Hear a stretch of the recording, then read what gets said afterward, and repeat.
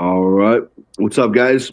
I wasn't kidding when I told you we'd be right back, and here we are. So, What's going on, y'all? yeah, it's going to be a good day. It's going to be good. We're going to watch some arm wrestling.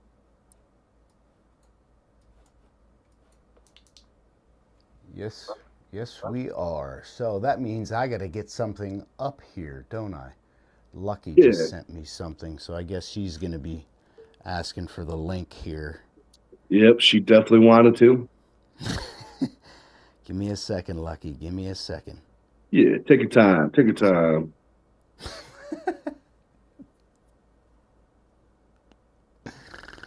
Give me a second, Lucky. Let's see. Facebook, huh? Messenger, Lucky. Paste. Sent. Goodbye. There you go. Give me a second. Let me pull up. Go to this. Switch account. STONEtv.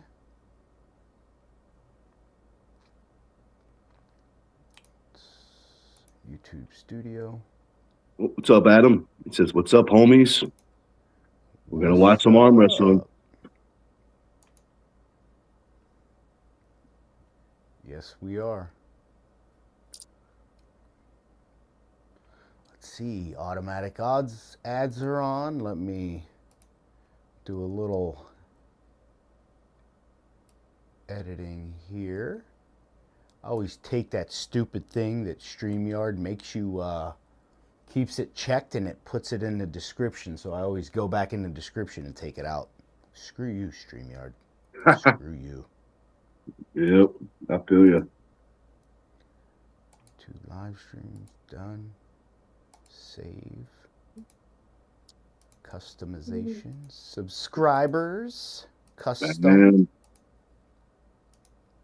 Galen says, "This is the Uncle John wife format, mega gains on the TV view."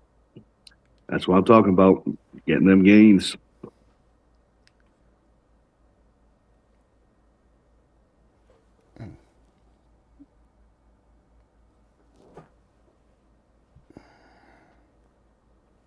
The heck? There it is. Make sure Marvin's over my shoulder so everybody can see him. Got to have Marvin. Absolutely. So, now we're waiting for Lucky, and is there a link where I can grab, or is I just have to pull up a YouTube for these?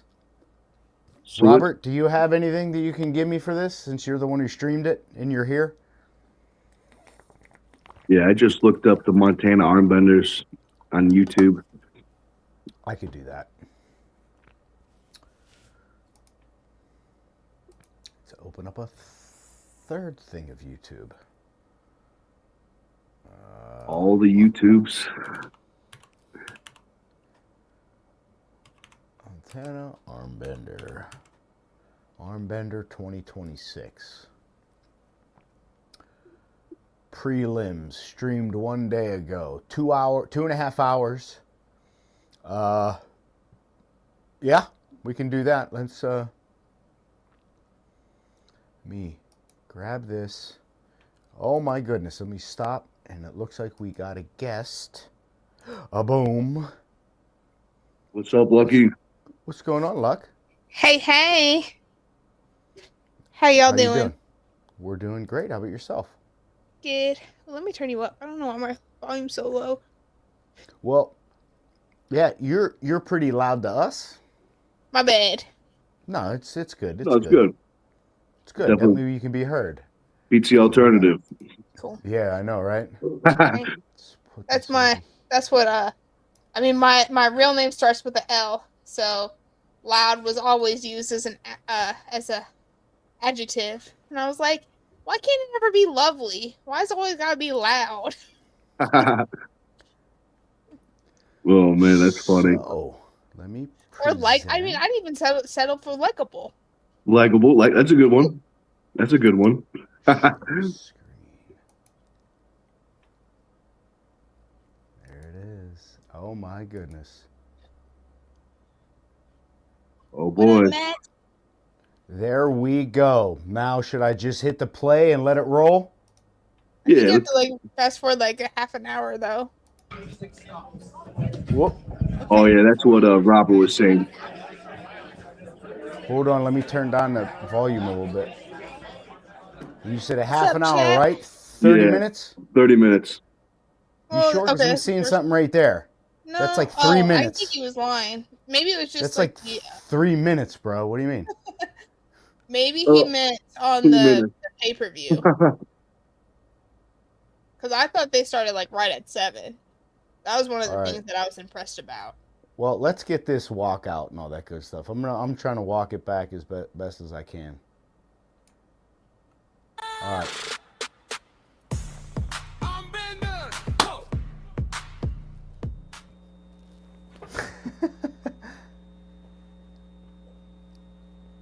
Is everybody else hearing that humming? Yeah. Okay. That's them then. Yep. Okay. Tim's opponent is undefeated at the Armbender. He has been wrestling since 1992. Oh, this was funny. The breaker kept 5'8", going out. 154 The first few matches. pounds from Great Falls, Oh, yeah. Montana.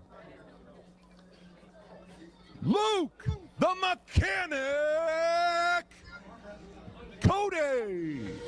I blame Robert. Yeah. When in doubt. Well, I mean, he Robert. blames me for everything.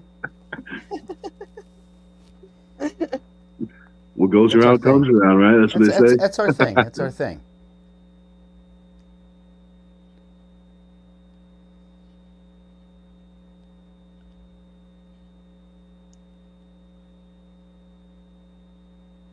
Oh, great job, Carolyn. I'm sorry. What was happening? She put the link in the chat for everybody. So I said, great job. Oh, thank you, Carolyn. Thank you, Carolyn. Appreciate you. See, now they copying me. They were trying to judge me. Now they copying me. All right, we're gonna mute Lucky. Alrighty, guys, here we go. There We're we starting go. with the first match of the Montana Armbender. Piper, $100 going down on the table. Well, hey, before you start, we got another 100 from Joe Bensky. Who's This that is like my 100 favorite from? thing that they do. Luke Cody? Who put that extra 100? Luke Cody, gear It's like grabbers. stripping meets arm All right, wrestling. right here, John Enot.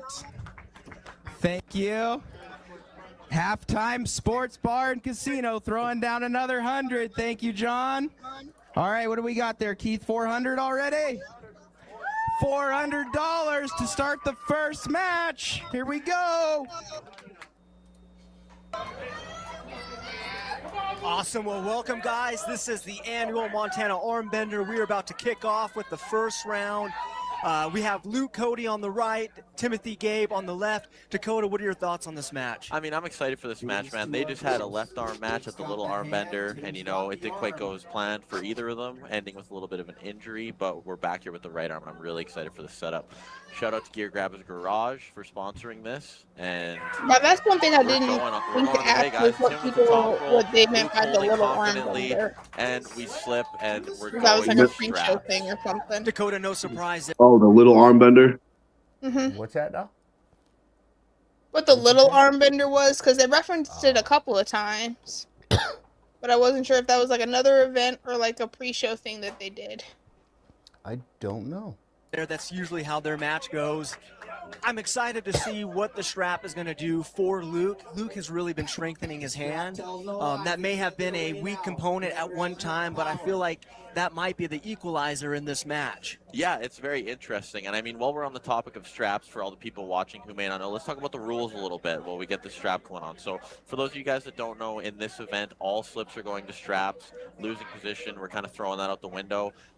Josh made it very clear, guys, at the refs meeting. We want all of these matches to be ending on pins.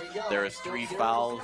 You get your warnings as usual. And other than that, it's going to be a lot of arm wrestling, running fouls. It all ends on pins. Absolutely. This event is for the viewers, also for for the arm wrestlers, but we want to see who the strongest man is. We don't want to see a win by Or woman. We want to see a win by who is the strongest opponent. 100%. And we see Luke looking comfortable here in the setup. Tim trying to close his hand, lifting his elbow, not quite getting maybe what he wants. Luke looking comfortable. Luke trying to keep it.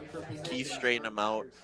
And Keith just saying go right off the bat. And Tim gets the roll. Wow. Very explosive top roll for Tim there. Looking really good in the strap. He didn't look fully comfortable, but when the go was said, he ran away with it, hey? I was a little bit shocked there. It looked like Luke Cody had it in the back pressure. He was kind of, the way he was applying the pressure had Tim a little bit uncomfortable, but didn't matter when they said go. Yeah, let's look at it here in the replay. You can see as soon as the go was said, he activated that pronation. We're going to see that again here, guys. And really right before that go, Tim just explodes pronation, and it completely takes everything away from Luke. Absolutely. I'm excited to see what adjustments Luke Cody can make here. I hope that didn't zap his confidence in this. He needs to make a few adjustments here, I think, in the grip up. I imagine this is going to go right to the strap, but we'll see. Yeah, and I mean, outside of straps, very even. Both these guys were directly back and forth. It was awesome to see. And yeah, let's see what happens in round number 2 here, guys. Square up. Keith telling them to square up. Ready, go! Quick go and Tim with the sideways hook. Very dominant from Tim. Amazing thus far. 40 seconds till round number 3. That will determine, could determine the first match of the arm. Are these 154s? They're a little, I think they were 176ers. What? Okay. Bender. Absolutely. You know, talking with Tim earlier, his resting heart rate was about sure what he that's has what it when he's was when running. they So he was pretty little nervous, imaging but on I the feel like screen. those nerves are out the window. He's comfortable. Luke's definitely going to have to make some big adjustments. I don't know what lane he's going to have to beat Tim. Wow. But, you know, some guys, that third round, it's a game changer for them, so maybe. You never know. There could be some adjustments being made. He could be blowing up. It could be very many things that could change this round. But if I'm Luke, I got stuck to do a hook, and I had some success. There was only one match going up, where I'm going out. the I'm gentleman trying to didn't make do it weight, that way. so we had to split the winning pot. They had a what? Split what? They had to split the winnings because he didn't make weight. Oh, I see. And that's part of the rule. Is like you can still pull, but anything that they pull, you have to split with your other opponent if you don't make weight. That's interesting. That seems like a pretty, decent rule. You know what I mean? For if someone misses weight. Mm-hmm. That's awesome. Very strong there. And coming up next, guys, we have Ian Johnson and Dan Grossluck. That's going to be a really interesting match. But let's get back into the action here in round number 3. Keith is just wanting these guys to get a grip where they're both comfortable, and he wants these matches to go. There's a down ref there, giving him the wrist command. As soon as that's done, he's pretty much yelling go. Tim over the top. Going for the slip. Going for the slip, but I did hear a foul called. Luke smiling and holding on to him. Has the thumb a little bit. And let's see what the call was there. So it looks like it's going to the strap. So another thing, guys, with the running fouls, talking the rules meeting, there was a foul made by Tim, and then they kind of changed position, and there was no advantage gained on the foul. So when they slipped there, instead of a foul and no strap, because it was an even slip, they went back into the strap. That's a great point. And again, the rule set is designed for the viewer. We want to see who the strongest arm wrestler is, and so we want to keep the action fast-paced. And we have a lot of great matches today, so we have to kind of keep on schedule with 15 everything. matches for you guys. Wow. A lot of action. As we keep going, the matches just get bigger and bigger. Nonetheless, though, what a great start so far, Tim and Luke. Luke is bullying him in the setup this time. I think Luke is doing the right things, but Luke needs to establish what he wants and not give any of it back. Right. See, right there, he gave a little bit, but Luke's still pronated, looking comfortable. Luke looking ready to fire off. Luke There this we go, time good position. There gets we the go. wrist. Yeah! Looking at him like, I have this now. Luke is looking and What a match, Wow. guys. Let's see if Tim can make an adjustment, get his shoulder behind Tim that needs Tim to. elbow. is trying to press. Luke is working it and trying to burn him out. Can Luke finish? from No, here? Luke couldn't finish before. That's why he stayed there. No way What he a could have third finished. round. And just like we were talking about, guys, you know, sometimes all it takes is one. It's hard to say where Tim's wrist is at. That elbow foul. Oh, this is a pretty banger of a match. Yeah. To have And two. Literally Two all just the other pretty 14 dominant- of them are this exciting. That's awesome. Very game changing. Absolutely. You see Tim holding his wrists. That probably took a lot out of it. Will it be much easier for him to take it in the following rounds and possibly get a comeback in this first match of the armband? Dakota, my thoughts exactly. You know, one thing too, when you get in that compromised wrist position and you're trying to do a flop wrist press where you're trying to get any purchase you can, it fatigues your wrist like crazy. Yeah, 100%, and especially the amount he sat there and in the strap like that. That's and, kind you of know, he's really not cool just- they're side not just pressure kinda right there. statically He didn't going, even like, get Luke up is to going for press the it. pin there. Absolutely. That was all side Constantly, Tim is pressure. trying to come back. You can see he's getting his arm rubbed down. Luke in his I've corner. not seen that. Just for kind of very waiting for the many next round. pollers. I'm very curious to see if Tim makes an adjustment, maybe goes Yeah, I back feel in to you. try that hook, or if Luke is going to give him enough to keep him out of it. Right. One thing I will say as we go into round number 4 here, I was very impressed with Luke's setup in the third round. He got what he wanted in the strap, and he got everything towards him, and he made Tim constantly chase him. And that chase carried over into the round where he got the win. Yeah, Luke's got to keep up the aggression here in order to kind of stay ahead, I would say, of this next round. Tim's looking a little bit gassed, in my opinion. Yeah, you know what? It's interesting because that round 2, Tim just went right through him. But very different now in the setup. You can just see it. Luke very far back. Is it centered? I don't know if that was centered. They called it 2 fouls. 3 fouls. So, great explanation here, guys. I give it to you guys. So Tim was off the back of the elbow pad there, and Keith yelled Good 1 call. foul. And after you get a foul Good and your call. elbow's off, you do not return your elbow after a second. It runs into a second foul, and then it runs into a third foul. A 3-foul system. Tim actually lost that match due to having his elbow off for 3 seconds. And we are going into a silver bullet to start off the 2026 Armbender. In 30 seconds, we are going to see match number 5 between. Did that not look like every time he went to pull back, his elbow came off the pad 3 times? It's not that it was just sitting there the whole time off the pad? No, yeah, it was going 1, 2, 3. That's what I thought. Because I swore the announcer confused the shit out of me on that one. These two guys, quite amazing. You can Yeah, see Dakota, Dan in get the it corner together. here. He's giving Tim instructions on what to do. Let's take a look at this replay, guys.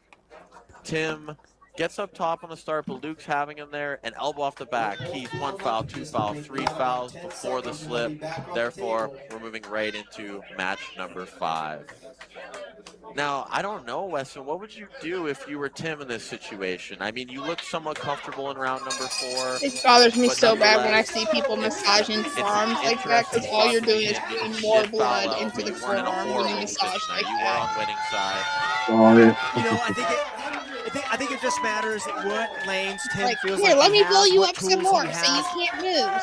To me, it looks like his hand and wrists are blowing up. Yeah, you can see how he's kicking out like that. It's Yeah. funny Yeah, 'cause the because dude you over could there say was those like, will be "Chee, chee, warnings. chee, We're chee, going chee." straight into a rest script here. Who will a rest script benefit? I'm very curious. If Luke doesn't get the purchase he wants and Tim still has something on that hand, it could be very threatening. Absolutely. They're both getting their thumbs capped as we move into this. Very fast referee script, guys. As long as webbing is equal, you're closing hands, and he's saying ready, go. Ready, go!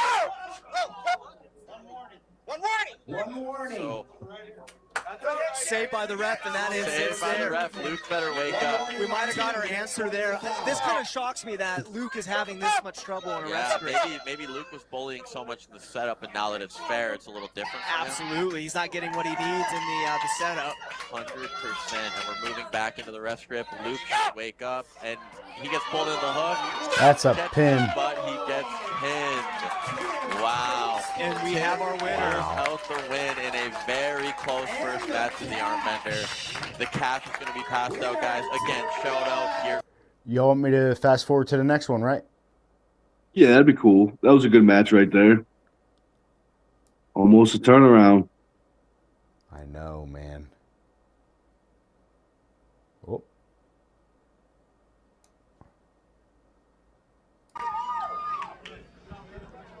We now have. Yeah, I'll be right back. the Here, number I'll one be back left-handed before it starts.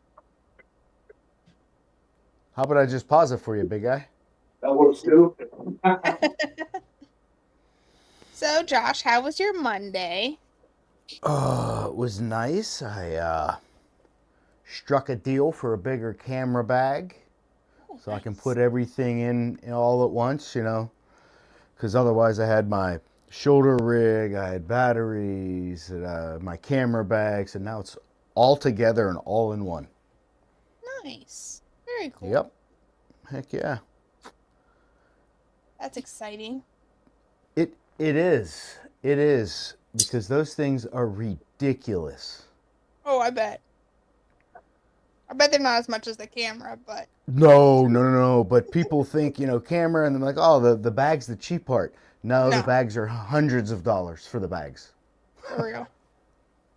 It's stupid. Anyway. Under 200 pounds from North Dakota.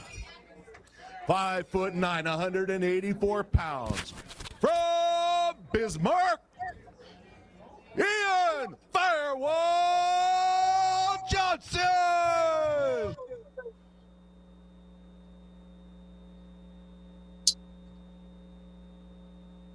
Oh, I know why it's ringing, because they took the intro music out. Yeah. Yeah. Come on, Robert. You can't do anything about the hum? Facing Ian is the number one left-handed arm wrestler in Montana, under 200 pounds. From Billings, Montana, 5'9", 185 pounds. Dan Deepwater Grosslock. Did he say 559 pounds? I did. Is that? I thought he said it too. I thought I was crazy. It's I like- wasn't going to say I nothing. think he meant 159 pounds. Bro, you big. He's got the weight advantage. He's got the weight advantage. I was like, he carries it very well if he's over 500. Yeah. Very dense. Very dense. He's very dense. That This is muscle right. mass needs to be studied. All right, we got the money girl coming up.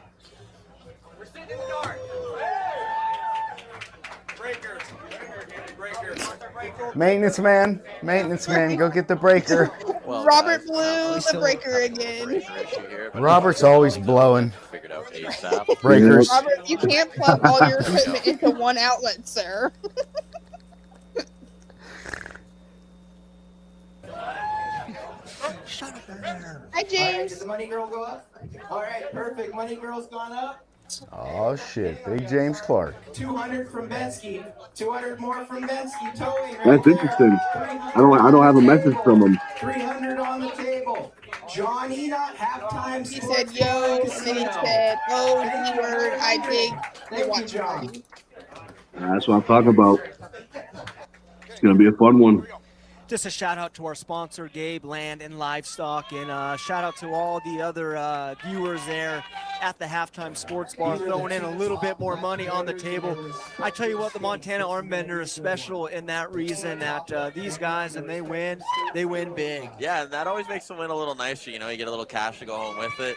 And yeah, shout out Tim and Tim Guy Land and Livestock, the winner of your last match, sponsoring the next match. Very nice of him. Now, when we look at these two guys, we see two very well-respected pullers under 200 pounds in their regions.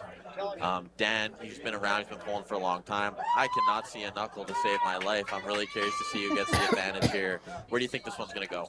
You know, this is hard telling. That's Talking good. with Dan, they have gone back and forth in recent years, so he's looking at this as a really good test for both of them. Either Ian has stayed ahead, or Dan has done what is necessary to, bring in his expertise and to take the match.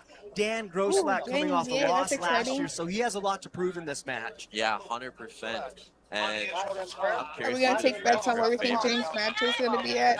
I vote Winter Blast. Especially with Keith, you get close and you better be happy Boy. because it ain't ending on fouls. I wonder what that match is going to be.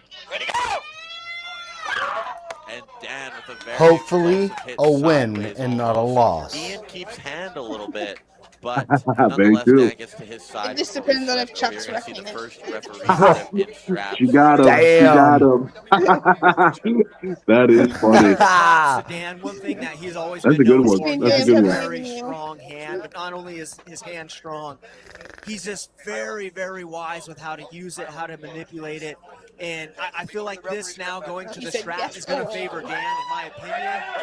But you never know. It can be very surprising the outcome when you apply the strap. Yeah, Luke surprised me last match in his strap work, Absolutely. and it's very interesting. Referee's grip is tough because, you know, especially like this, you're fighting for every millimeter you can just because when they say go, you don't I want to said that be my in a guess bad was position. Winter Blast. And And then they said hopefully to win. And I said I guess it depends on the fuck is wrecking. But I'm just pretty much kidding. No matter what, I believe in can you. always You get got a little it. bit somewhere if you're looking hard enough. Absolutely. Both these guys are capped. I think we kind of know which direction these guys want to go. It's more or less who's got more power while they're going there, or who's faster. Ian gets the hand, but Dan jumping into a flop, looking very dominant there Wow. on his side, holding him. Got to watch his elbow. Ian looking more and more confident as this match goes on. Bro, lay over. Gotta That's do a something. loss. Jesus. That will be a loss. Guys, under this rule set, that should be called a loss, as he gave up the pin and fell into losing position. That's weird because they said it was too loud earlier. It's a foul on him. Okay. What's that? Thank you. James said that I'm too low for him. And He can't hear me. frustration there because, in my opinion, Do not mess with your volume. It's probably him. rules meaning if you give up a match or try and let your elbow off to let go on fouls, you will lose. Nonetheless, I do understand where they're coming from talking about it. Tensions are You high. turn it up, you'll blow mine and Big Nick's ears out. Side pressure will give out as this match goes on. With Well, I Ian don't having want such that. dominant hand control. You know, that was my first thought. That position there looked really reminiscent of Todd Hutchings' style. Ish, yes. You know, and if He had pronation. he had a little bit of pronation, you know, it's hard telling. I feel like Dan has been known for his endurance in a match, so I feel like he can keep doing that. But I feel like if Ian off that go, if he That didn't- pronation he's applying, if he can That hit didn't to look that like Hutchins and at get all. any purchase, I don't know if that's That was a fucking flop That is press. the thing, and I mean, I see where Ian's Hutchins coming from in that just match goes as well. sideways, but I'm he in a pushes 10 through dominant his position, thumb. but He I'm not on gives my up side his of the table, wrist I'm a not little bit, dominant. but If I pushes get through in his there thumb and pad. I may very well be It's able the to pull that craziest over. fucking Do I thing wanna I've ever burn seen. energy trying to fight It's this almost back? as goofy He as gave 2 good bursts. Didn't seem to go the his big way. man's press. And now we're going into round number 2. Jerry. Where, I don't know. I'm curious Yeah, what happens if it it's doesn't go very- rest grip. very unique. Outside of straps, like we see similar. Back up. Square the shoulders down. Shoulder. Wrist. Wrist. Dan, Wrist. Wrist. Just a little bit. I'll let you go. Ian looking very back pressurist. Dan looks like he's almost wanting to go sideways again. Maybe throwing that top roll he likes to do. It's interesting. Neither one of them chalked up, so I imagine they just want to slip and go to the straps. is They're my- getting to start very high. I They find that are. very interesting as a match later on. Oh, and Dan over the top that time. Ian looking a little tired there. Dakota, do you know in the rule set, can they just bypass the grip and can they go straight to the strap? Did we talk about that in the rules? I don't think that was covered, but I've never seen a league deny straps. Right. I mean, it makes sense, especially when we're trying to put on a show, time is going on. It makes sense to go to straps and both contenders agree, just for the fact that, you know, especially with this rule set, there's going to be a win. Absolutely. No matter what. It makes me wonder if it's a little bit of wasted energy. It kind of seems like both guys know where it's going. I wonder if maybe in the later rounds that'd be something that something to consider. But with that being said, Dan seems to be having more hand not dominance per se, but he seems to be neutralizing his hand a little bit more outside of the strap. So I see you maybe trying to get a cheeky win by grabbing his finger. both guys need to be squared up, in my opinion. Yeah. Both kind You of look at carve it in a match little number bit. two, but I mean, a carve may favor Dan at this point. Absolutely, yes. So if I'm That Ian, ref I'm is wild. complaining at this point. Ian gets him over. On the winning side, you can hear Clifton Erickson yelling to stay in the back. Dan going sideways. Wow. Bringing Ian over, getting him out of his loss. Now, what needs to happen here is Ian needs to bring his elbow forward. So, Great job, Dan. You know, one thing with Dan, when he commits to a hook, even if he gets in a unfavorable position, he has every ability to pull it back, to stay calm. Just as you see in there, he was able to take it to his side. Look at this replay. Dan bringing his elbow backwards, slowly dragging things kind of back towards him. Ian getting stretched out, gets struck down. You can see Dan's elbow going back corner, and Ian having to match. Now, if I'm Ian there, and this is tough to do in the moment, don't get me wrong, guys, but you want to kind of bring your elbow forward there and push up to make it more of a bone lock position. You're not sitting on your bicep that way. You can see Clifton and Jake in the corner here telling Ian, kind of giving him instructions on what to do. And yeah, it looks like Clifton may be saying go inside. There's Brian Johnson. Damn, that place is strong as packed. ever. Got to pull that guy Truly. in like 4 matches. TVs everywhere. I love it. We'll see. I'm Unbiased, excited. yeah. I'm excited. It should be a good time. But anyways, let's focus on these guys here. Dan I mean, check Grosso out all the up graphics 2-0 Robert Kelly on did. Ian This shit is Johnson. fucking 5 fire. seconds. We're going into round number 3. Will we see another 0-2 comeback? Or is this going to end by Dan denying it right here? You know, interestingly, in that last round, even though Ian got Dan off the go, once Dan got a little more Is purchase, it under and got his contract that arm we in have to there, call Robert it Kelly seemed by like his he full had better government positioning name? with his hand once he Anytime we applied that refer to side him. pressure. I agree. I was like we talked about before. Or there's just too many Roberts. Well, no, I just want to make sure that everybody knows that it's Robert. Right. Robert Kelly. I think he needs to get there quick and think getting his shoulder on top Okay, of his for arm. sure. If the arm drop is enough. I mean, I don't know. I've never called him anything other than Robert Kelly. Let's see Yeah, if me he can too. make some adjustments and get into his side. Oh, yay. Okay, I'm gonna come up with a great nickname for him then. It'll be great. What is it? Red Lightning. No, I gotta come up with a different Kind of one. looks like maybe Ian is experiencing a little bit Hey. of fatigue where Dan might have a little more in Easy. the tank. This is a family show. If I'm Ian there and I'm getting brought over top, I'm gonna be Okay. right, like if something- I've never, yeah, if I had never seen this show before, I would have 100% believed it. Hey, So here's hey. the important thing. When you're fighting for height, Ma'am, do you want to be the first guest kicked off? it can be night and day. Hey, well, it would be appropriate since I was your first Round number guest ever 3, anyway. Dan looked very dominant outside that slip there. I'm just all the first. First guest banned. First guest Yeah. invited. To go sideways and feels confident there. Ian's pronation has been holding up very well. They seem quite even on the rise. Dan lifted his elbow and then First went up guest, for a y'all. rise. Sponsor. Yeah, you can see here these guys are fighting for every inch, and there's not really any numbers there. There we go. It's called now. Keith is happy. Dan's going straight sideways. You can tell by his setup and everything. They're telling him to bring his shoulder back, and he just goes straight sideways. Ian is driving. Ian needs to bring that elbow forward. Yeah. There he goes. Just not in time. Well done, guys. Shout out, guys. Landed Livestock for that great match. We're gonna be Oh, on you Josh said it's a Wilson. match. We're gonna be talking to the winner, Dan. Mr. Oliver? Very great win for Dan. Yeah. Mr. Oliver. Here we go. The cash is Oliver himself. Dan Grosslock, your winner, 300. So, I mean, even though Ian lost, that position he held for a while was actually pretty impressive, especially with his pronation. Dan, that was impressive. A lot of people That weren't was a sure good he could match. win That was a good match. How did Now, you pull that out? It looked did like a lot of he side pressure and lose determination. his Well, hand Uncle via his Todd tells pronation, us or you did don't get he? points for winning with your wrist? So straight on. side pressure, baby. Yeah, that's awesome. Well, So Dan, that's a what I'm big saying. win Did for he you. get Is there forced anyone into you wanna that, call out, and he can anyone just you pull have in that mind way, on the or did that, Montana rankings? or did he give his wrist? Is what I'm asking. First, No, wanna I think thank Tim what's for his face took his sponsoring wrist us, at Tim least Guy. 3 times before in Yeah. the strap and out the strap.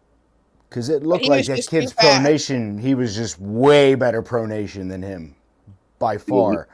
In the hand, definitely.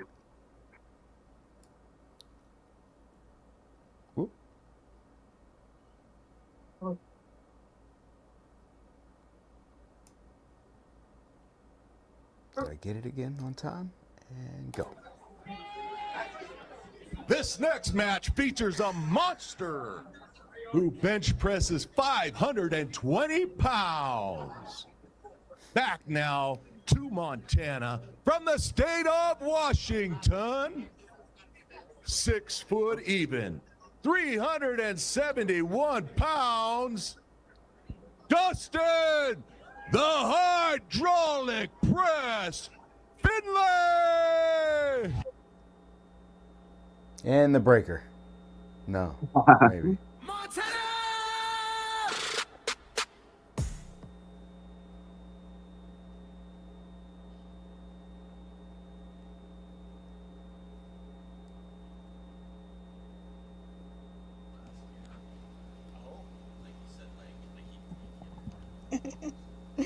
Mr. Oliver said that you should invite him on Bender just so he would be sets the his first to injury get kicked against off. RBJ in the 2020. We don't want goofy stuff. It's Nick's channel. A man who has also faced I mean, you put shenanigans in the title, the bro. Montana Armbender in 2023. From Shenanigans is Lewistown, different than Montana, getting kicked off. 6'2", 320 pounds. It's Ben Brooks. Oh, the big boys. That's not Dan. The supers. That was one thing I will say. They didn't do a very good job of keep putting the names on the little screen when people were walking out. I think they called Scarlet like Ben or something. Oh. Yeah, it gets tricky. Here comes the money, girl. There you go. For $100 to start the match. Joe Bensky with Bensky Towing and Leah Noel another $200. We're at $300. Luke Cody, Gear Grabbers Garage, another Fucking supers are just, they're just strong damn near straight out the gate. These are the two Yep. biggest men on the stage Definitely tonight. true. Right out the It is going gate, to get bro. intense up there. Yeah, it's a pro and con, definitely, you know. Especially for Carolyn, new did you guys. see Welcome where back. Shout the out twirling to lights Johnson almost Madison took out Lumber Company. Bill? They are or the not- go-to not for Bill all of Collins, your Keith construction Michelle. needs. They are the That was ones that funny. donated the lumber for this I did stage. not. We had to Do I have to pick rewind It's it? coming. No, it's coming up. Nearly I'll Oh, tell you good. now. on the table. Yeah, we don't let miss me know it. when. Here, Dustin, I know where he's looking. Ben Because looking we might have to calm. put it in slow motion and stuff, you know what I mean? Dustin looking strong, gets in his It's so spot. funny. Dustin is riled up sideways. Might have missed a little bit of an elbow foul at the end there, but that's the Armbender, guys. Not everything's caught, you know what I mean. Johnson Madison Lumber. He took some guys, damage they with were those setting two the stage hits. last night. It was awesome. Little backstory Yeah, here. Ben definitely. Brooks is coming back off of two serious Right injuries. there one to his elbow, and one there. to his pec. And so Bro. this is kind of his entry back Yeah, with that into lock open. competition. One thing I know Yeah, about he Ben got Brooks, fucking whacked he may give open up round twice, one, so yeah, round he took two, some He can damage, make man. adjustments, and I don't know if I've seen the power difference there to where it's going to be unbeatable, I happens guess, next for round. Dustin. But curious to see what adjustments Ben makes in this next round. I don't Yeah, know. it'll be interesting. You know, it seemed like Ben got I mean, the that start guy a little was bit and Dustin managed to work freaking it back. strong. I'm curious to see if He Ben's brought taking a him different back, angle and tucked him possibly try in, to give him and something then a little just different rocked in him. this second Yeah. round. And shout out to Dustin. He's a presser, but he Sent didn't it. need the press. No, he went hook there and he slowly got himself inside. I know he's been training really hard. I've seen a lot of his videos. Ben, no slouch. Going into Oh, very nice. nice. Wow. All right. Fast round so far. That's what I was talking about round got a one. match. Ben has the ability to make adjustments, and his IQ is right up there with Dan Groslack and many others here at the arm wrestling table. Can make those adjustments. What a Look at round. this replay, guys. You can see Ben very snappy there and rolls it backwards. Let's watch a little closer. I can see Dustin kind of goes to cup, but Ben just snaps him out of it. You know, Dustin snapped him in, but didn't have enough side there. But Right. never Dustin, I'm stuck to looking at more Dustin's side tattoo. while I Like, that's a snap pretty in. sick If one. I'm Ben, I'm going to be doing the same thing again. More money. Cut to the You know next what, scene, guys? damn it. It's the I only didn't see event this I've ever tattoo. seen where money just gets thrown at the table as the matches are going. Before, after, it's phenomenal. It's very reminiscent of Gladiator times. Yeah. You know, you just pick your two guys and have them go to battle. And we're going to round three here. I'm curious to see if Dustin maybe shoots in and goes for his lane, that press. Yeah, his shoulder's much more committed this time. They're going to keep breaking Dustin's shoulder out, and I'm sure he's going to be fighting to get And see, this is interesting for me, guys, because I think Dustin is okay without the wrist, especially in the straps. I could see Dustin getting I'm his gonna use wrist my taken cheat card because I and forgot maybe who wins being a this little bit more one. successful than when he kind of get hooked sideways. Okay, yeah. Think I about No Nathan remember that. spoilers. Johnson last year. I'm That's how not he beat spoiling it, Dustin. but I wanted Right? to Didn't know. really I wanted grant to him know the for me. flop. The All one right, all place where right. Dustin did get the flop last year, he looked like he could access more of his side pressure power. I And can if you agree watch with you more. Craig's I'm show, hoping that he does I exactly sent him what the you just said. results. Curious to Oh, see if yeah. the strap plays I into Dustin's forgot. And I was favor like, I or if got it you, favors bro. Ben in this round. Part of me almost too. No, that's I funny. think Dustin has the speed. I hope he's not discouraged by that last round and gives up on some of the lanes that he had success with in round number 1. But we will see going into round number 3. Shout out to all 120 of you guys watching the Armbender on YouTube and however many are watching through the pay-per-view. If you are, I'll talk about this after, guys. We're getting into the action here. Let's take a look here. Dustin is getting himself involved sideways. I don't know what they're talking about here, but Dustin looking to carve in. Will he give the wrist? I think is the big question of this match, and will Ben be able to deal with it if he does? Ready, go! Ben in the top roll, Dustin holding, not in a very good position. He needs to get his shoulder involved. Ben Brooks doing what I wanted Ian Johnson to do last match, bring his elbow forward, but he's on an elbow foul now. And wow. That is a technical win right there by Dustin Finley. It's now 2-1. Wow. One thing they stress in the rules meeting, don't stop pulling for that very reason. I've seen this from Ben Brooks before. I noticed a referee will call a foul or something, and he will kind of, maybe doesn't quit pulling, but he lays his attention elsewhere. Right. And you can see as soon as, in this replay, as soon as he gets called for an elbow foul, it's quite amazing how quickly Dustin turns that around. You see him look and talk, and Dustin Right there. sneaks it right in there. Very well done by Dustin. If I'm Ben there, though, the elbow forward was perfect. I think that's what Ian should have done to Dan. I don't know if it would have maybe won him the match, but it's the right move to make. You can see Ben here probably thinking about what he needs to do. Dustin needs to keep that shoulder involved and kind of get Ben on his arm more than anything. And I can understand Ben's frustration there because with those running fouls, if he would have got the win, if he would have got the pin, I don't think it would have counted as a win. No, it would not have, right? He would have got that pin. It would have been a restart. It would still be 1-1 nonetheless rather than 2-1, but you can get tired, things like that. It's crazy. Devin's Forum in the chat here dropping all the matches on the pay-per-view for us. If you're on YouTube right now, guys, I highly recommend you go Is check Robert out Kelly the Devin's pay-per-view. Forum? Click the link. All these matches are on there as well. Is that his I don't pro think account? so. Wes and I don't know. And here we go in round I don't number think. 3. For as big as these guys are, I got to give my hats off to them. Their endurance is excellent. Yeah. Let's see what happens in round number 3. Devin's Forearms Right got to a the straps, very fast. YouTube, very I think. fast. He's got a Discord. I'm a part of that Discord. Dustin with a very narrow Nice. 2-1 advantage. So far, these matches have been awesome. I just have the We got East Bam versus Arm West Wrestling one. in the chat. I can see the chat a too. little bit, guys. So if you guys want to comment something or if you have any questions, we're more than welcome to answer it. We'll be in here I need typing to start away remembering to here and post the show there. But the strap is, I think it's interesting. they got a for lot of Dustin members, particularly. man. I know some people prefer a high strap when they want to. They got a lot of little members, bit, Good man. idea. But it seems like Dustin No, they wants got that strap low I to was be able just to saying, they activate got a lot maybe of some side members, pressure and pronation man. as he goes sideways. Oh, And I think gotcha. Ben's going to be just trying to hit that top roll and I really just heard keep the Dustin in AN. position like last time. You know, and Ben is Enunciate, he is Josh. great about keeping you out of that lane if you're trying to Enunciate. access a flop wrist press or any sort of press. Devin's Farm Dustin is does. very inside.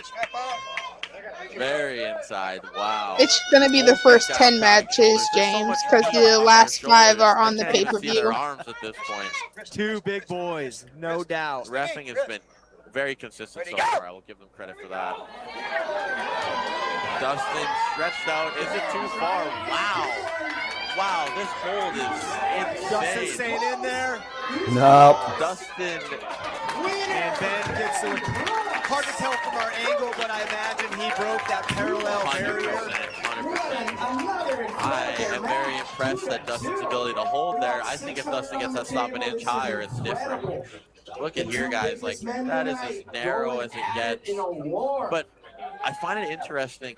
Dustin is trying to keep wrist there, like keep wrist neutral. I think he needs to just do what Dan did. And you don't need to win with your wrist. You just need to win the match. 100%. Exactly. I'm not a fan of that. Match, when a these ref two gentlemen were actually sourced from Kodiak calls for the Island pin and Alaska. fucking slams their hand on After the this match, we're gonna get on them the back to stack. their land there Don't so do they that. can go get There's ready enough for, side the pressure on that upcoming fucking spring. guy. But, Grab if you got to, man. Our second silver Yeah, bullet it of is. 3 matches in the Montana Armbender. Up next, we have the first Maybe the women's ref match has of the the money Montana on this They did that match. ever. they did that at whose match was it? I think it was Artem's match, Charlotte Jade Wood. where the guy like pushed Artem down like 2 whole inches, Yeah. and then called him the winner. Like it's like, dude, it was like that far from the Because Ben has pack. been in an advantageous position quite often. that was a pin. Wow.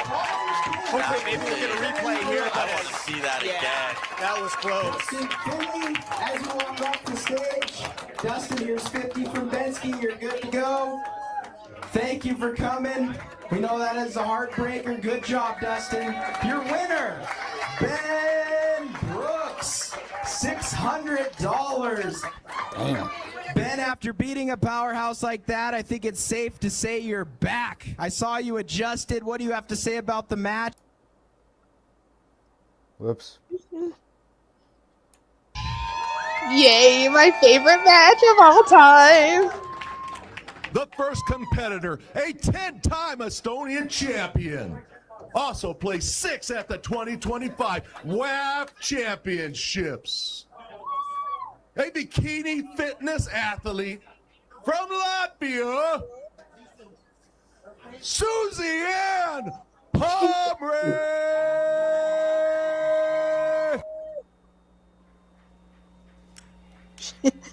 I love her. I wasn't cheering for her, but I do love her. These guys better keep their eyes up. Yeah. Fucking Robert. You hear him? Yeah. He cut out the music but didn't cut out that. Her opponent, a junior IFA world champion, who also plays 2nd at the East versus West tournaments. From Jasper, Georgia, USA, Scarlett Jade Wood.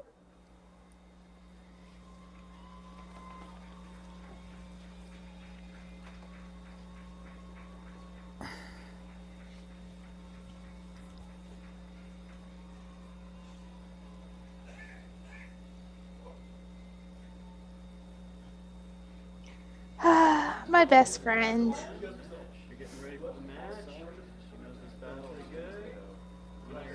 Oh, let's see Hey, how like it goes. for those 19 where it says Oh, with the 27 and 19 losses, $100. like 4 of them are for me.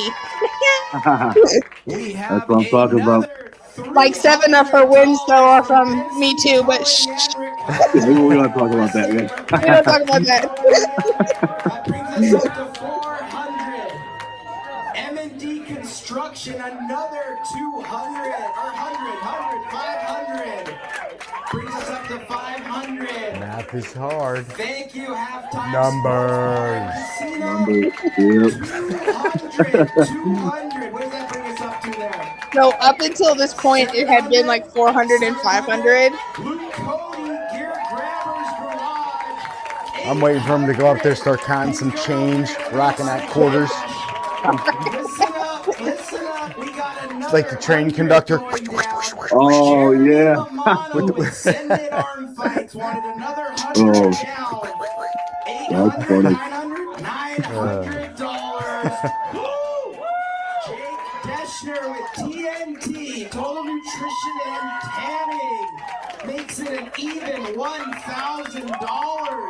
What is going on? Oh wow. Hey, $1,000 match. that's the way to welcome the first women's match ever. Thank you, Montana. Wow. Yep. $1,000 Wow.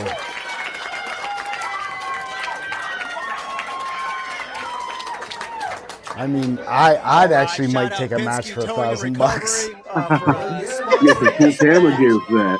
Over $1,000 on the table. Hell This yeah, is the man. highest paying match Or so a far. tank of Let's gas, see what I don't know. happens. By a margin. Yeah, at least These one. women At are least bringing one the heat tank. by a margin so far. Susie Ann Palmer, Scarlett Jade Wood getting set up here.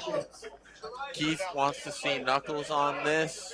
I'm very curious to see where this goes. Both very decorated athletes. East versus West, second place. That's no joke. Wow. Hey, pause it for a Six, second, Josh. also no joke. Wow. A lot of All right, Got so everybody want to say that Scarlett got everything in the setup. Let me just explain to you people who don't understand arm wrestling, because apparently it's a lot of you. Susie is doing a low hand top roll, which means she's trying to basically dad move Scarlett, because she got the hand of a 198-pound man. And she said this in her entire little build up in every single interview that she did, that she could not wait to crush Scarlett's hand and wrist in her hand. Scarlett heard this and was smart and does a posting top roll. Keith does in fact pull her off of her knuckle, but both ladies are getting exactly what they want in the setup. Scarlett wants high, Susie went low. So that's how arm wrestling works, friends. Okay, you can play it. You off your soapbox now? Yep, I'm good. I'm good. Sponsored by Dove. All right. Let's get back to it. Scarlett looks high, gets it, climbs back.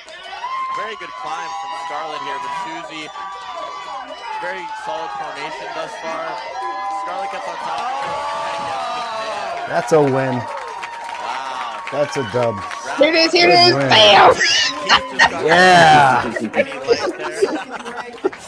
Oh. Can I get a replay? Let's get Susie out. My bad. She has Sanders in her corner. That was some good climbing. And I mean, Ah! out of all the people here, he's one of the guys you want in your corner. Absolutely. Technically, maybe one of the best rounds we've seen so Aw. far. That was incredible. That was the replay of the match, not the. You Damn didn't it. go back far enough. Whatever. Fighting for center, fighting to get it on their side of the Oops. table, and ultimately Scarlett. Robert Jade Kelly, I Wood can't listen to your round audio number message one. while I'm live, Round bro. number two. Cody Wood giving Scarlett pointers. Two guys here, co-main event and main event contenders. Oh yeah, we're switching sides here. $1,000. Mr. Oliver on the isn't, table. Winner he's takes not all, wrong. guys. Let's see what adjustments are made. Oh, by these yeah. women. That was very I mean, technical, if I very can get everything in the impressive. setup that I want, Scarlett I'm gets just going to high. take it. I don't give a fuck what anybody thinks. I am I'm not taking saying it. that it's not a bad thing. I'm just saying that based off what Susie said she Yeah, wanted Sanders and what Scarlett said she was higher. going to do, both ladies got a fair Very setup. curious to see where this goes. Getting the wrist straight, and we're about to go here. As soon as that thing and we go. Scarlett high. Susie with more of a low-handing top roll there. Getting on top again is Scarlett. Will she press her down by the fingers? She is refusing to put her hand down, and we slip. That's got to hurt the hand a little bit. That did Oh, not yeah, look good. Hang on to it. Very tough position when you're trying to slip, but your opponent has enough grip strength just to keep you there. Yeah. Look how annoyed she Ultimately, is. finally gets to the slip. What a great round. You know what surprises me? It seems like Susie would have the height because she has a longer forearm and bigger hand, but Scarlett is doing a great job of keeping her riser engaged and not giving up anything. I think Scarlett's really bullying the riser here so far, and that's making quite a big difference so far. I wonder if the strap will change that, because you know what? Susie is And getting you see outside Susie still. flaring with her pronation, palm out. But I don't know. Not supposed to do that I don't know if either. that exploding hand technique is going to work as much outside. Show that to the ref. Or sorry, inside of the strap. Right. Tell it to the haters of Scarlett. It kind of changes everything, the whole dichotomy of the match, and just Look at that where- fan. Scarlett looks high Look at here. that. See? Scarlett looks very high. Susie looks low hand top roll. I can see it, but when you are giving up that much height, it can be very Scarlett, tricky to get cover her around. whole Although she's fucking moving thumb. up now. She's She moving did. up now. Oh look, she coming back down. This setup looks like Cover- it's favoring cover that whole Scarlett, fucking in my thumb. opinion. Yeah, it's just the way she's setting Make up the straight ref up bring and you down. down. Yeah, just Bang! like that. I will say that this pin is somewhat questionable because I didn't see it go under the line. But I don't think it really would hard have. to see, but I think if she had one more jolt, it would have been a for sure win. The finger, But, the wrist, as you long know, as it camera breaks angles that are zero everything. pin pad. I was about to say, but I don't know. It didn't I look like a will pin to say, me. though, It didn't. It I'm didn't. very satisfied with how consistent the refereeing has been. Absolutely. I feel like we're seeing a lot of the same starts. The things that are maybe not perfect have been not perfect every But time. that ref had a better view than I do. You kind of can get an idea of where you need to go from here on out.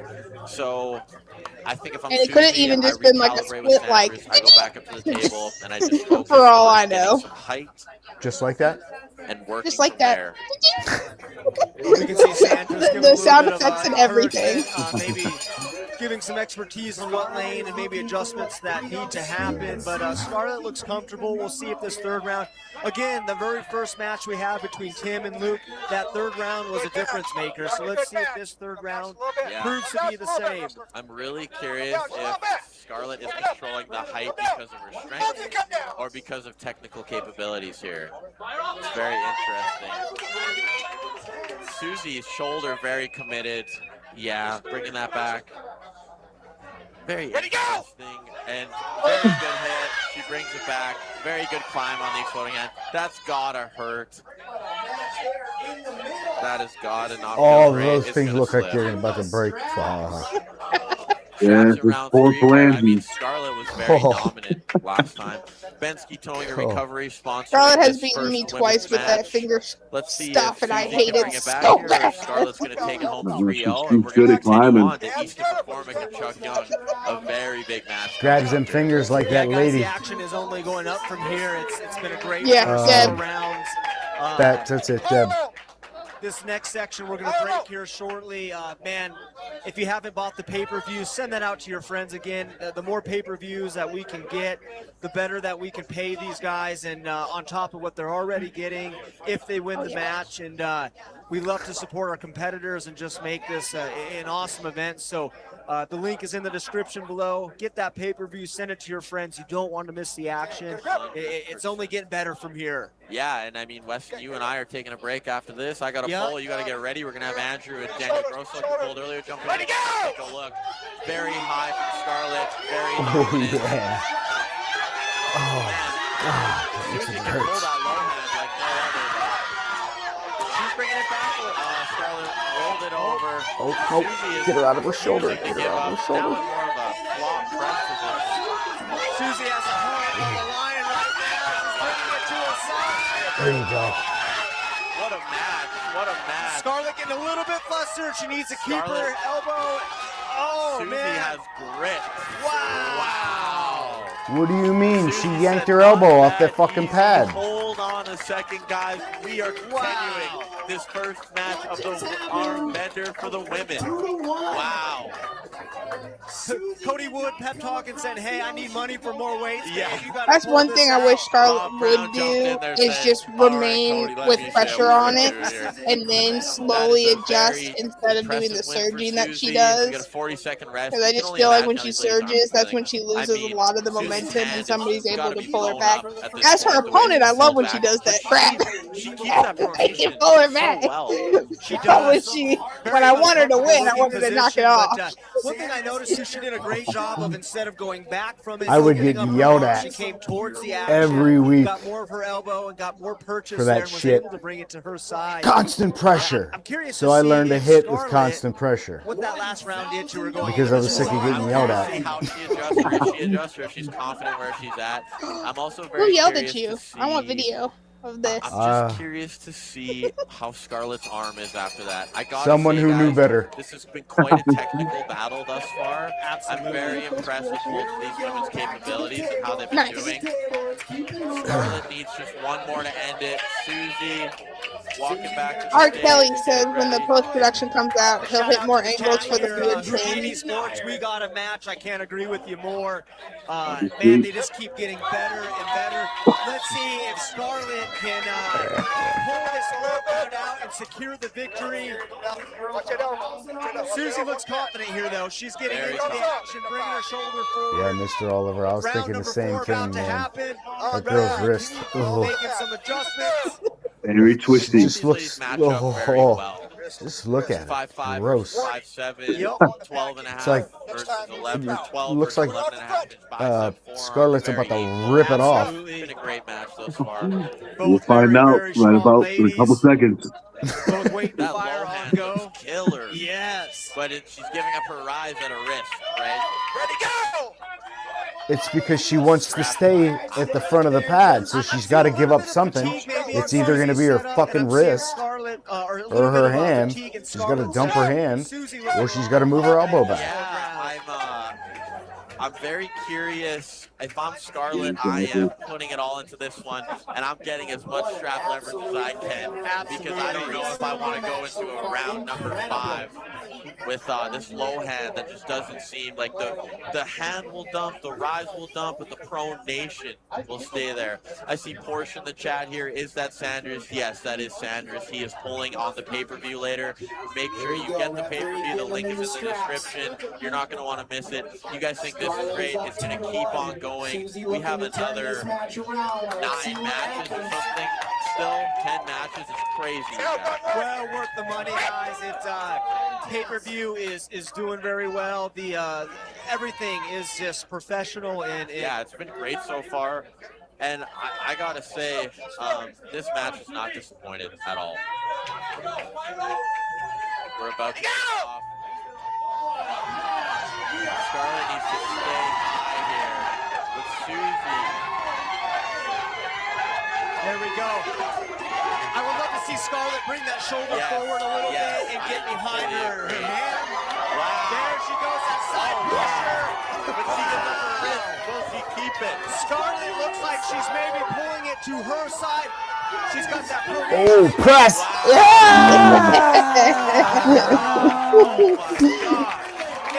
Elbow down, girl. Relax. I mean, she just won $1,000, bro. Yeah, that's awesome. Yeah, but you're still connected to the person who just took the L for the whole thing, so. Right. Winner, Scarlett Jade Wood. This is when Lucky started crying. Actually, that's not Alright. true. I cried during the Ben- first match. Then we'll fast forward. So, Matt, not gonna lie, I thought so too. But if you look at where her elbow is, it slid forward, but it was still on the pad. So, like when they switch the camera angles, you can see that there's plenty of room for her to slide forward on it, and it's still on the pad right before she goes over. And then when she actually pins her elbow comes up, but her forearm is still connected to the pad. Trust me, I've dissected this match. Hey, thank you for your generosity, Montana, when a man's chips are down. Things are heating up here. The Montana Armbender. We are back with a war and a competitor called to one mission: to disarm the destroyer.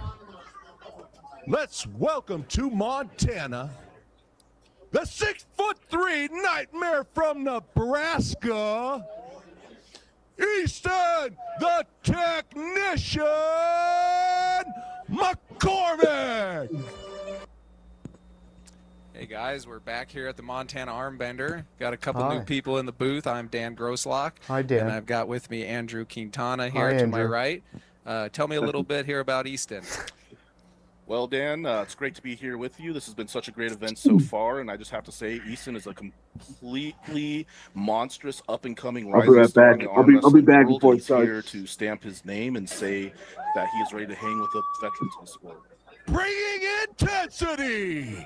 This 6'2", 261-pound man has been destroying arms since 2012.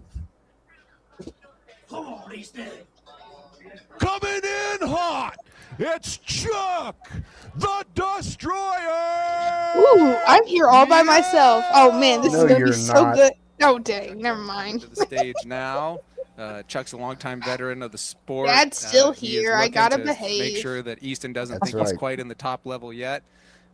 Little note on Chuck: his mother did pass away this past week, so he's pulling with a little extra passion. You could see it there in his shirt in memory of his mother who just passed away. So he's got a little extra help in his corner, and he is the most fired up I think I've ever seen him. He's ready to bring the fight. Oh, Chuck is always ready to bring the fight. Be looking forward to see Chuck's pre-match antics, because you know he's going to be bringing the heat on Easton. He likes to get into his opponent's head before the match even starts, and I don't think we're going to see any different here tonight. One of my favorite storylines of all the matches here tonight, Dan, because this is Chuck proving that he's not ready to give up losses to these up-and-coming guys, and, you know, Easton wants to prove that he can beat someone like Chuck. You've got it there. I think the first go is going to be a huge tell to how this is going to turn out. Chuck Put him up against the technician. It's well known with Here Chuck. we go. Another 200 from Joe Bensky and Leah. Bensky Towing and Recovery brings us to 300. Gear Grabbers Garage, another $100 brings us to 400. $400. So Chuck wanted to honor his mom coming out on the walkout. Here we go. Another $100. $500 on the table. 500 to start this epic super match. I love how his forearm is 6,000 or 1,650 inches. That's impressive. Impressive. That's impressive. He carries it well.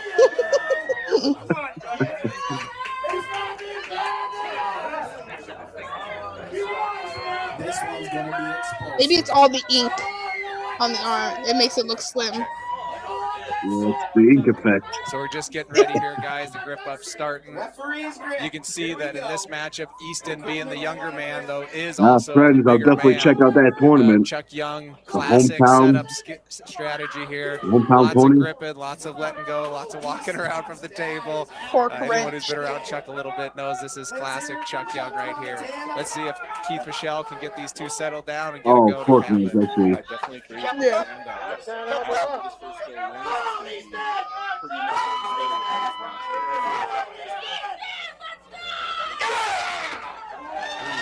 Clean hit from both sides. Easton proved he does have the speed to hang with Chuck. Chuck going over the top, looking good. Chuck likes the strap, so we'll see what changes up as they're fighting for position as they're putting the strap on here. And I don't know if you saw anything down, but I didn't really see didn't look like someone got any advantage there. Someone had a Another 100. Keep right here. Another 100. Halftime Sports Bar and Casino. Yeah, I Thank you, John Enoch.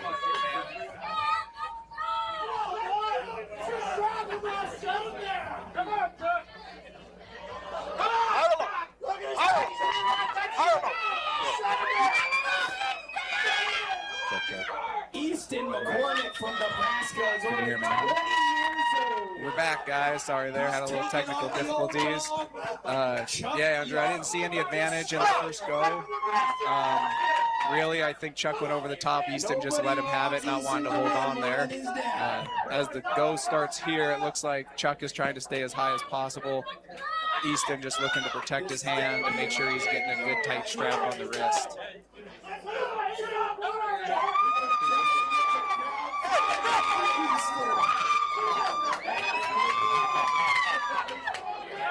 You can see there Easton's dad in the front, also known to be a bit of a showman, helping out his son there, trying to add some energy.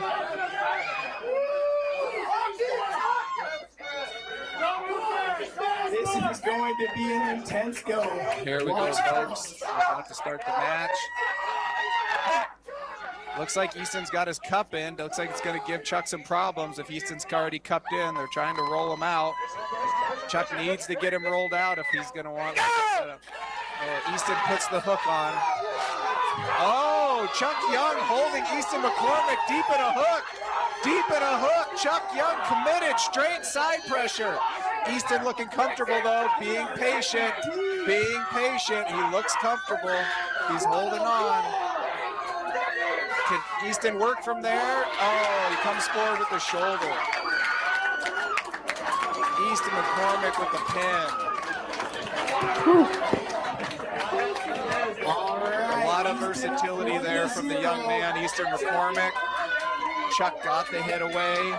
Chuck looked good. He committed. Easton looked comfortable holding on the bicep there and simply was able to shift his elbow forward and apply the press pressure. Great win and technical polling from a young man like Easton McCormick. Very impressive. As we go on to round 2 here, we'll be looking to see if Chuck make an adjustment. Here we go, about to start round 2, guys. We're looking to see if Chuck can make that adjustment on Easton McCormick. I think Easton's probably very comfortable with how the first round went. Being a young man, liking to pull inside, can pull in multiple positions. The pressure is definitely on Chuck Young to make the adjustment, to find a little bit different lane to get to that pin pad. Absolutely. I 100% agree, and I think Easton is a person, if you look back at his match with Cody Merritt, he's completely fine with being in deep water. Absolutely monstrous in the endurance department. I had a feeling the speed would be close. I was really surprised and happy to see Chuck was able to get that stop. I think he has the power to be able to get through Easton if he finds the right hand position and setup. I agree with you there. Look to see if he adds any additional back pressure here. Fatigue, I think, will also be an issue. You know, there's over 25 years of age difference between these pullers.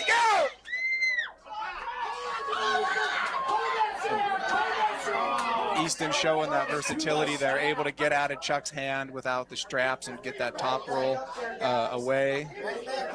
So we'll see again with Chuck setting up with the straps if he can do anything with that. Generally, Chuck's hand is his strongest point, so it'll definitely take a little bit of a new lane for him here. Yeah, I'd actually kind of like to see the lane that he used against Jack Cerveja last year to see if that would be successful. It might neutralize a little bit of Easton's back pressure and help him get into a more advantageous position to hammer down, because he likes to stay tall when he hammers down, and I think that's where he's having troubles right now. He's very much a baseball pitcher on this one. Yeah, the strap is being applied here. Thank you to everybody who's in the comments giving us your feedback on how you're liking the arm wrestling here.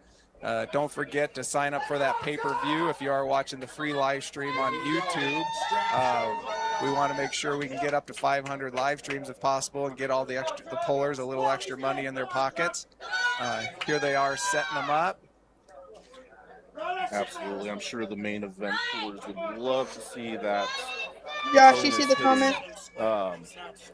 The link is in the description, everyone, for the stream. It is the Prem stream link, so be sure to click on that so that way you get to see all the matches. Because after who do I send it to? We are going to be transitioning to Parliament. Oh, yeah. That'd be sweet if he's around. All right, here comes the setup. Keith Michelle is getting the grip set. This time Easton does have the buckle. Some people believe the buckle makes a difference, and we will see if that's true. Is he on Facebook? Easton looks really comfortable. He is. Easton looking supremely confident, switching tactics, trying to get that top roll away. Maybe wasn't the best choice. Chuck putting the side pressure on. Easton, though, look at his face. He looks very comfortable here. Chuck is going to have to start rolling out on that hand to try to apply a little more pressure.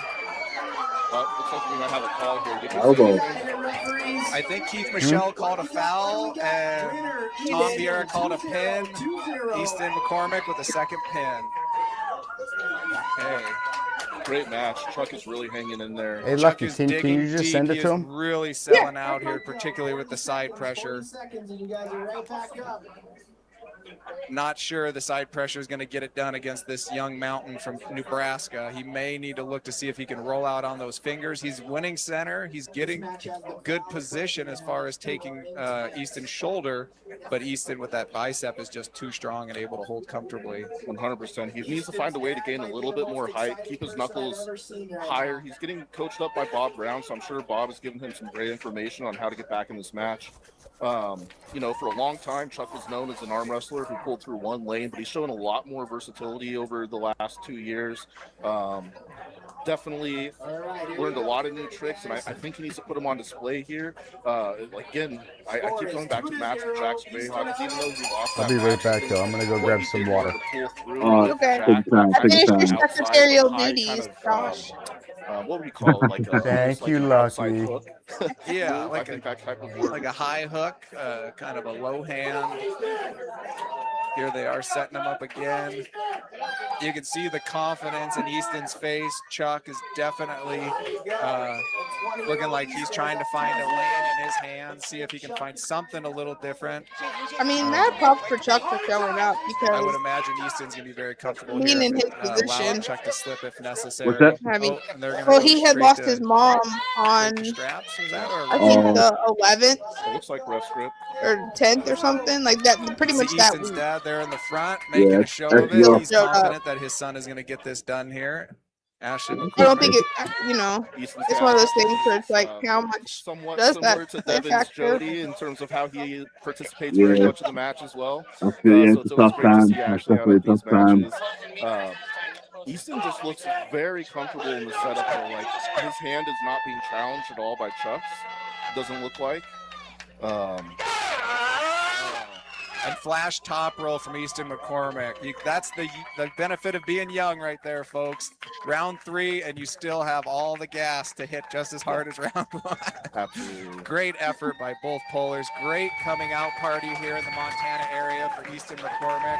I know all the best heavyweights in our area are now going to be looking to pull that young man, find out if we still got somebody around who can beat Congratulations, him. Easton. Nebraska. These two are showing some respect for each other. Chuck, Joe Bensky wanted you to have this. Thank you, brother. Thank you. The winner, Easton, the technician, McCormick.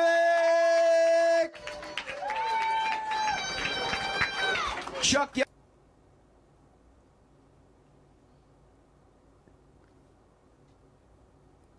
That was a good match. Mm-hmm.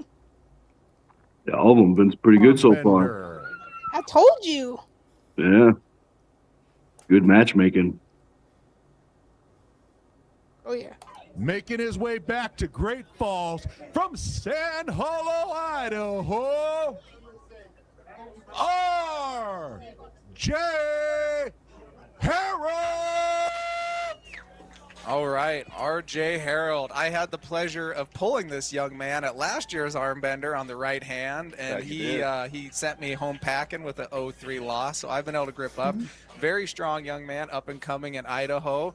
I think at one point last year he was the number one Idaho's such a funny right-handed name state. lightweight in the state. He was. And actually Idaho's current Alexander Groot we're going to see later tonight. We are. We've got great All I representation. think of is potatoes. Is one of the best arm wrestlers in the Potatoes. USA Yep, they got some today. potatoes over there. That's for Say sure. it 5 slow, foot, Josh. 176 pounds. Say the state slow. Russellville, Arkansas.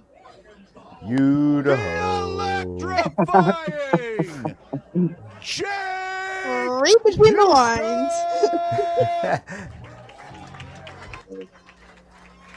That's an English teacher joke. Jake Houston's really coming back on a tear. He had that huge win Always against so Dan mean the to me. Nightmare at the Monster Factory earlier this year. Like you said, last year he did lose to Alexander Grote. Tough loss, and he's back to Arkansas. show that he is one of the top guys, and he really wants to stamp his name. Yep, He says he wants this to be a Arkansas. very dominant. Arkansas. And I can agree with I had that. a friend 2 years from ago, I did Arkansas. have the He displeasure of literally gripping hated him as every well, time I sent me home called it packing. So I know Arkansas. both these men very well on the table. They both are very strong, similar styles, but not exactly the We also same. have another 100 from Joe Bensky and Leah Noel, Bensky Towing and Recovery. John Enot, the Halftime Sports Bar and Casino. Thank you, John. Halftime, another 100. 300 on the table. 300 on the table. Here we go. We're going to kick this one off. All right, guys, here we go. We got 2 guys who typically want to get their top rolls away. RJ, more of a hand-dominant guy. Jake, he loves the strap when he can get it. So you're going to see them definitely fighting in the setup. You can see RJ's gripping higher. You can see Jake. He's really kind of controlling with those bottom fingers. Both very fast. The first go is going to be super exciting here. I don't know what they're doing, but winner. Ooh. Looked like RJ maybe got taken off guard there a little bit, a little surprise on how fast the start was. They don't. He wasn't ready for they that. do not call him the electrifying sure. Jake Houston for nothing there. If you blink, you will miss it. That was fucking fast. yeah, RJ was not engaged.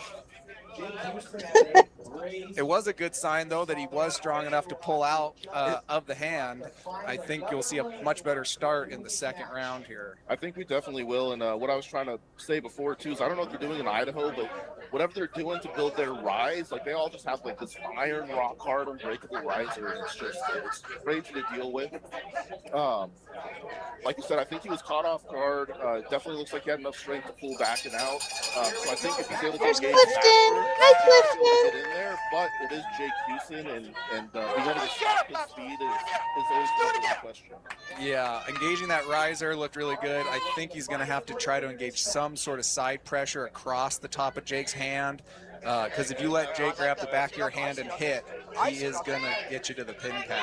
Keep it down on center. All right, here. We got another setup going, very similar. You can see how hard RJ's fighting to keep that hand high.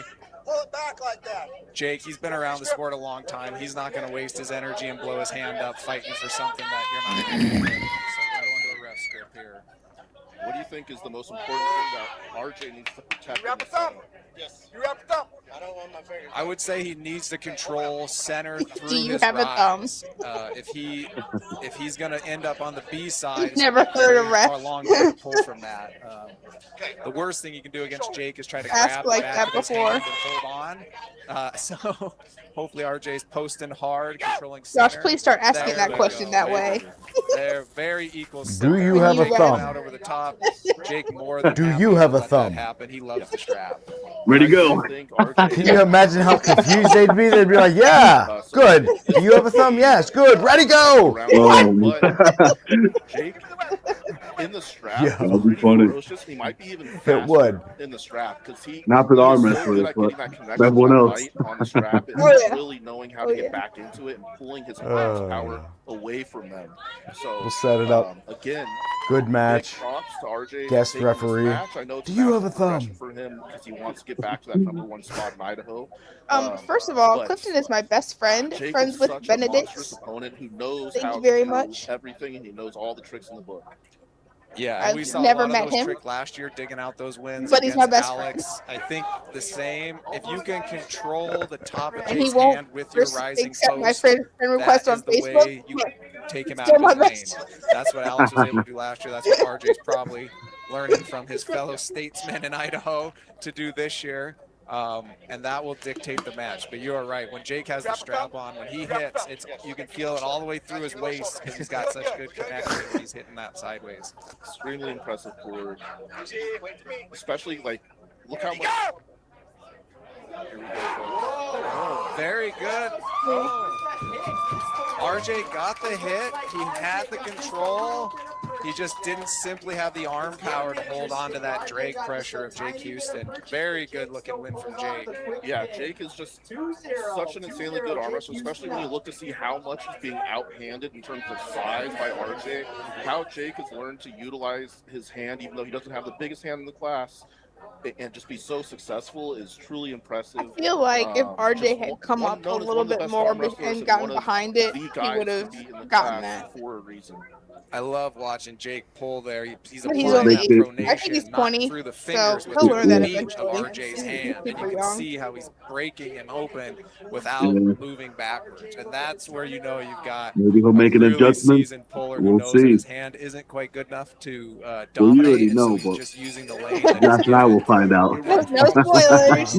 No spoilers. I was gonna say it's kind of like I feel like I'm watching it live, so it's Height, but like just the way Right? he comes over, just Yeah, first time for me. Yeah, Sail definitely similar styles Sail on the go. Oh, I what's know up, he'll Sailor? go Sailor? phosphorus press if he has to, which Travis Bajan I don't think has ever hit in his whole life.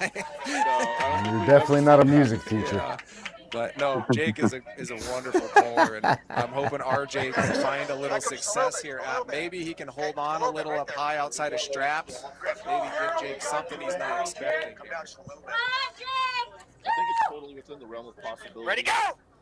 RJ is a very solid puller. Lots of impressive wins on his belt. Like I said, last year he pulled you, and you're very known as a very versatile arm wrestler and well respected in the community. But we've kind of seen. Did I say hi to Drew earlier? Hi, Drew. If I missed you before, I'm sorry. Yeah, and once you're on the table, it can be really hard to switch strategies. I mean, a lot of what these guys are doing is learned over thousands of reps. It's all muscle memory. And another clean slip there. I think both guys are happy to have it. This time Jake does have the buckle. Some people do think that makes a little bit of a difference. This will be RJ's chance to dig deep, come out with something different. Maybe he's got a hook. Maybe he's got something he can do without his wrist. It'll be interesting to see what the young man tries here in the third round. Yeah, it'll definitely be interesting. One thing that All right, while they're applying the strap question, what's y'all's favorite Robert Duvall movie? RJ R.I.P. homie. somehow gets a little bit more Who? backwards and gets some more Robert Duvall. backwards movement. What's he from? Immediately before the go. Days of Thunder. He was the crew The chief. Godfather. Or utilize a little bit of Oh, pressure I don't know. to push Jake. I haven't seen either of those. That way he can't hit as ferociously. My He was favorite also movie in he Gone, was in. Gone in 60 Seconds. Ooh, RJ with a Yeah, Okay, I've seen that one. much better start. He's got his rotation. He's just, very good pulling from Jake Houston there. My He favorite lost his was wrist a little Secondhand bit. He was Lion able to roll out, maintain his rotation. with Michael He just had Caine. more side pressure than the young man RJ. and Haley Joel Osment. Just as a reminder to The everyone best in coming the of age comment movie. section, All right. Oh yeah, I haven't seen that one. Yeah, no, that doesn't surprise me. But you should go see it. It's pretty awesome. Oh yeah. It's hilarious. No. Jake came back What do you to mean, make no? a statement. Don't be such a hater, Josh. Next match. A tested warrior from the north. What kind of test? Who looks to Oh, put his sorry. left arm on the map here today. 6'2", 218 pounds, from Edmonton, Alberta, Canada, Dakota Shipton. All right, we got Dakota Shipton here all the way down from Canada coming out to the stage. I know Dakota is ready to put his left arm on display for us here. Talk to him a No. little bit. I know he's pretty Is that active a online with perm? you, Andrew. Maybe you can give us some insight No, into that's what just he's his been hair. thinking with this match. That's all natural. That's all natural. Get the fuck out of here. That's many awesome. of the matches leading up into this is that he has been analyzing Brian like crazy and breaking it That's a down. good piece hair by right there. piece, watching it frame by frame, literally Jealous. every single match. I ain't got no hair, And so. he is See, ready. He has Friends with strategy. Benedict said that his favorite Robert Duvall movie was Secondhand Lions He too. has beaten John See, Josh, Mercy you don't know everything. left-handed. He has won numerous titles over Robert, his what the 25 are you complaining about now? career. Ugh, audio is hard. 6'2", 210 I think he's talking about his video, his editing. I think. Oh. Because he's always torturing me. I figured that was a shot at me. Johnson. Hey, do you know All what right, number Brian Johnson Armbender making this his is? way Is to the this their stage, second kind of one a or their legend third of one? our area here, a man who has done At many least impressive two. things. I know at including least that one with two. John Brzezinski they mentioned. I was going to say, is this the has always second had one? great showings here at the Armbender. I know he's ready to Yeah, come I make would a show say of it, two, I make think, sure but I'm Dakota not goes sure. home disappointed. Because didn't they used to Brian, partner with like known the for his M endurance, Spot or known whatever? for pulling from unorthodox positions. Yes, and big shout out to Triple Truck I'm not Repair, sure. the sponsor of this match. Totally agree with Wow, you. we got Raccoon. Brian What's up, definitely Raccoon? is looking to make this an endurance match. Raccoon. Oh, hell yeah, Metal Raccoon. Coming to the table with $100 to start the match. $100. Bro, I said I liked it. Wow. Bensky Towing is throwing another 300 on the match. 300 by Bensky Towing. I said I was jealous. I don't have any hair. Yeah, and that guy's got some hair to spare. Barry Bogart, $200. 100 more. Hell yeah. That brings us up to $600. Luke Cody, Gear Kramer's Garage. $700. 700 to start the match. Thank you. Thank you, sponsors. And just so the commenters, people tuning in know, these are running fouls in the event. So Where are they the running pullers to? are not getting stopped. If they foul, they have 3 fouls. And as long as they don't hit that cap, they're going to keep pulling. Double foul. Looks like Dakota's getting a lot of love here in the comments. Keep your guys' Bro, they were both coming. up. We'd love to see it. I know. If you are watching on YouTube, please make sure you make it over to the pay-per-view. We only have a couple more matches left after this that will be free to see. Taylor, ain't no hopefully. These two guys You set better send up. me a video of you working out Dakota, tomorrow. like you Thank said, you. analytic, very technical. Lots of questions for Keith Michelle here in the setup. Brian Johnson, a little more old school. Maybe the idea of same thing, only harder. Yeah, I think you're exactly right on that. One thing we saw was Dakota versus someone we both know well, Declan. So we know he has enough power to get the job done. But again, the thing that's tricky about Brian is he's going to be able to put people into these positions they've usually never been in before. And Brian doesn't give up. Go here. Oh, equal start at the top. That is a very good sign for Brian, in my opinion. Dakota, a very hand-based puller. Anytime Brian Johnson gets hand control, that just makes all those positions just a little more uncomfortable. It definitely does, and I don't think the strap makes that better. So Brian likes the strap. Dakota also likes the strap, so we'll definitely see who is able to get the advantage here. Brian does have the buckle, and I'm just going to say it, folks, the buckle doesn't matter. The side of the table matters, but we can just carry on from there. Brian doesn't care what side of the strap he gets. Look at that hand on it. Yeah, Brian Johnson, definitely one of the bigger hands in the contest tonight. Anyone who's had the pleasure of pulling him knows that. Tell us your thoughts in the comments. Does the buckle matter? Do you think it matters, or do you agree with Andrew that the buckle doesn't matter? Yeah, I will die on that cross. Oh, that's a pin. From Brian. Oh, very impressive. Wow. Brian Johnson hitting hard to the side. That big hand doing the job to keep Dakota contained. Dakota looked very surprised by that hit by the 50-year-old Brian Johnson, still looking young on the table. Proof that the buckle doesn't matter, by the way. But yes, I think that was exactly what we wanted to see from Brian. The one thing that Brian Parliament from the Through the Fingers podcast, one of the sponsors for this event, was saying is that Dakota is kind of weak to those hard, fast initial hits, and if someone was able to hit him over in the beginning, and Dakota lost his hand, which we haven't really seen. So this is the first time we're seeing a lot of things. This is Dakota's left hand, but he has been training it very hard, and he thinks that his left is just as good as his right now. So I wonder.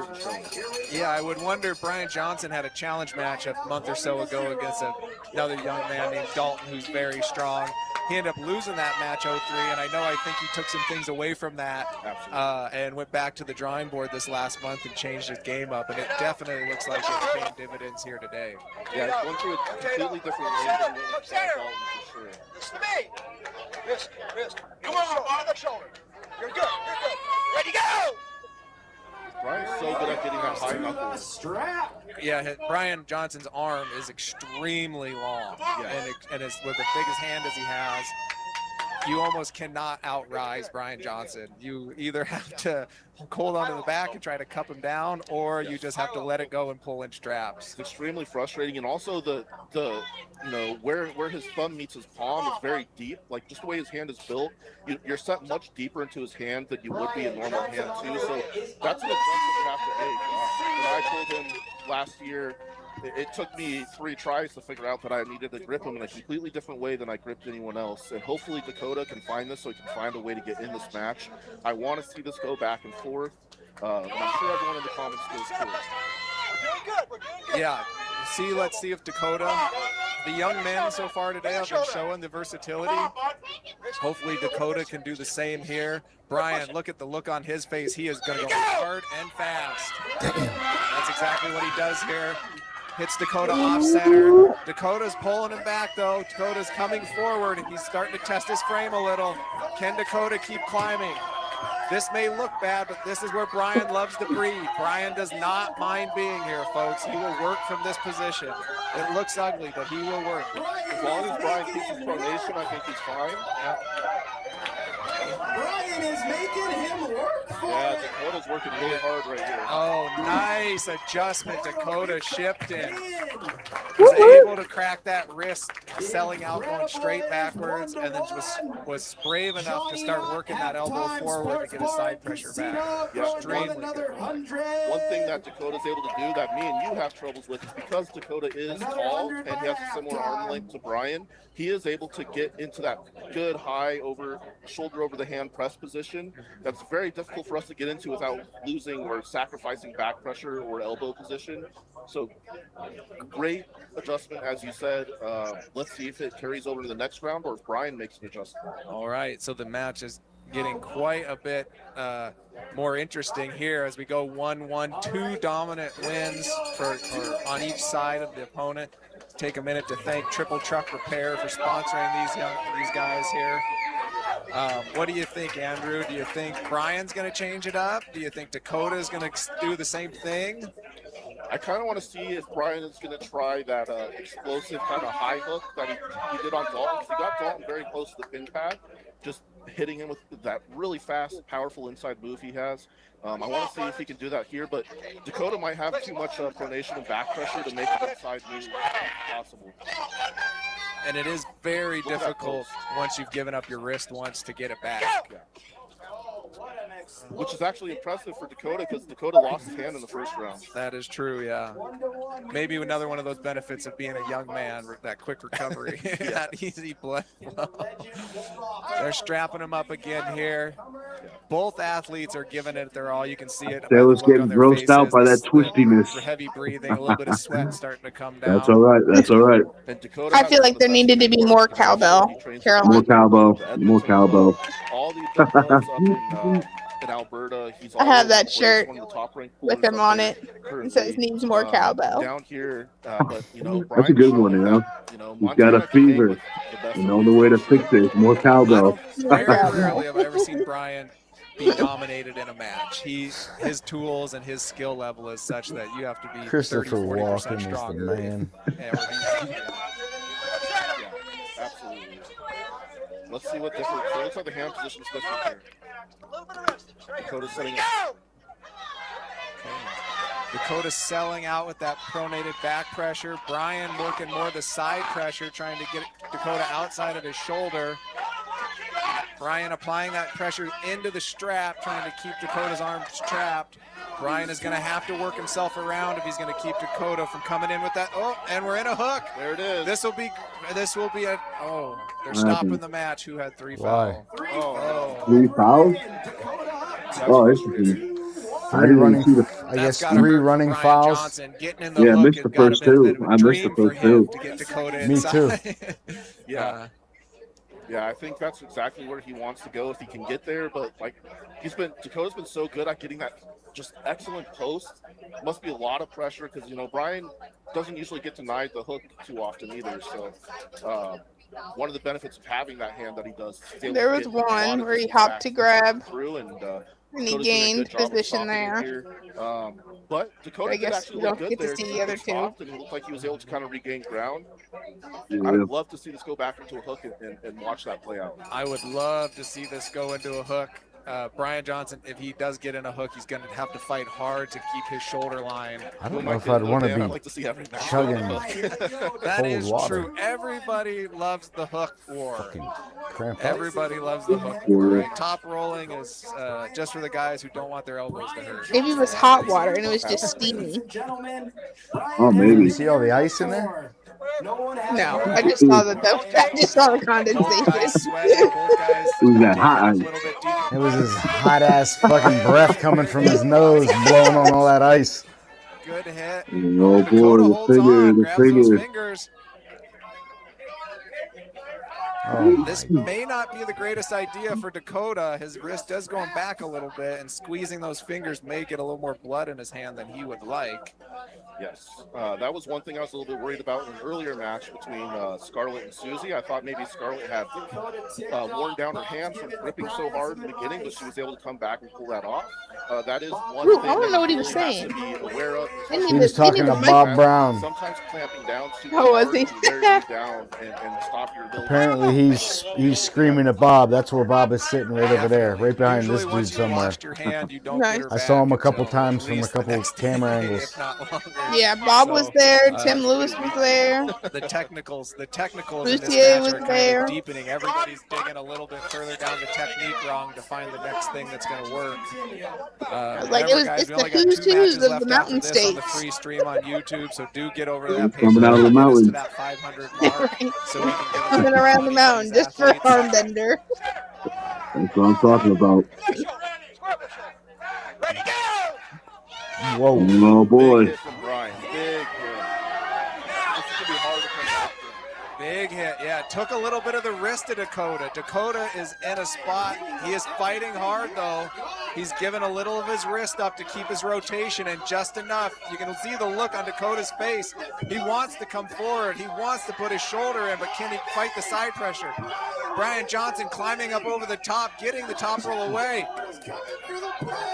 Can Brian Johnson get this pinned, or is Dakota going to come underneath with the press? Brian Johnson's got to come up and tighten that elbow, get more down pressure. Dakota's in with the flop press. Dakota's in with the flop. You can see the pain on his face. You can see the pain on his face.